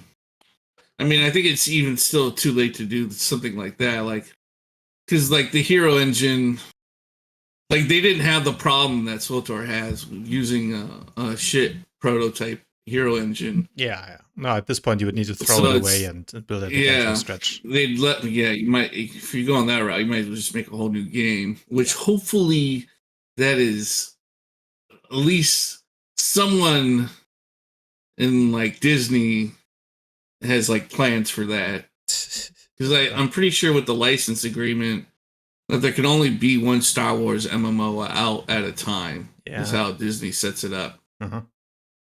So like this game will die. It'll stay alive for a while, I think, for at least 5 years, because the RPers will keep it alive because they're the ones buying all the cartel shit. Yep. And Star Wars just has a huge following, and a lot of them are, saw the original movies when they were young and shit, and then they're all in their like 50s or older, and they have, grown up money, so they spend a lot on it, Yep. So for sure. This game, I think in 2019, it was like the third or fourth most profitable MMO out in the entire world at the time. Yeah. I saw an article on that. So if they were fourth or third just like 5 years ago, like they're still probably making decent money. Yeah, I guess it's in a spot where it's like making enough money that they're not going to turn it off, but it's not making so much that they really like, are going to make like a big investment in it. Yeah, exactly. Yeah, exactly. And they would need to if they would make like PvP really playable, like a better engine and so on, cross server queues. But I don't know. I mean, apparently they're doing some modernizations again. Still, I don't know. I heard something about DirectX 12, so that can be good or bad. I don't know what else they're doing with it. But I think they mostly focus on like revamping the looks of some planets. I think there's some Illum. They did like a Korriban graphics Oh, they're update, doing right? those dynamic events, right? And that too. Yeah, that too. I saw that. Yeah. Yeah. Yeah, they're trying to copy Guild Wars. They'll probably be trash, but Yeah. the casuals will probably love it. I mean, the idea is not bad if you have like proper rewards. I like in general like the returning to the planets because I think the planets are really one of the strong points of the game. At least like when I first played it, I always liked like the different worlds. I like Tatooine and all that. But I played on a PvP server, so there was always PvP going on, and you had like sometimes higher level players camping some base somewhere, and then you would get some friends together, or multiple players would spontaneously group, so kind of like dynamic events in a way, just PvP events. So I like the that idea. never happens nowadays. Nah, it doesn't because there's no PvP servers anymore. That right? shit was fun, honestly. Back then it was forced. If you were in a PvP server, you were always flagged for PvP. So when you were out in the world, it was fair game, right? Like if you were in a contested zone, anyone could come there from the opposite faction and could one-shot you when you're questing, right? And it was great. It was great. Like nowadays, I guess it's not acceptable anymore in games to do that so much. Like ganking and all that. But back then it was a thing. And it was a kind of PvP naturally occurring in the wild, Yeah, it's awesome. I mean, yeah, world PvPs, I think, can have the best of times when of all type PvP types. Like it can, because you're kind of creating your own like PvP scenarios in a sense. Yeah, exactly. And it's so much fun. It is. Like when they changed the middle of Ilum, where they like put the like roof up and that pylon in the middle. Yeah. And then further back on the northern side, they had that real high slope, and I would bait people up there all the time and knock them off to their death. Like all the time, I would just go there between queues and just pick fights with like groups of whatever side. It didn't matter. One idiot's gonna fall for it, and I'm gonna knock him off, and he's gonna fly to his death. Yeah, that's just I don't do that anymore. There's something very satisfying about knocking people off a ledge to their death, right? Yeah, it's great. It's the best way to kill someone in this game. Well, for me as a PT main, I prefer like the fire pull. It's just because we don't have a knockback as PTs, but I think knocking someone off. Oh yeah, fire pull has got to be fun as fuck. Fire pull is fun as fuck. Yeah, I've never got to experience that, but seen it done many times, and it's always hilarious. Yeah, it's fun. Yeah, that's how you make a nemesis or a rival. Someone that just goes at you. Man, you kill them that way, they get so tilted. Oh yeah, this shit is funny. And so many people whisper me afterwards. Oh yeah, it's telling me how bad I am because I just pulled them into fire. Oh yeah, like of course, a cheap shot. You're dunking on someone, but you're the terrible player. It's funny. Yeah, you just outsmart. Yeah, that's what I loved Hutball because of those environmental traps. You can just I get like some idiot marauder on me, full health, all cooldowns, and I just got done beating someone on 1v1. I have like nothing left and I'm low, but I can bait him to a fire trap and kill him. Like that, and yeah, it's just that's hell embarrassing for them.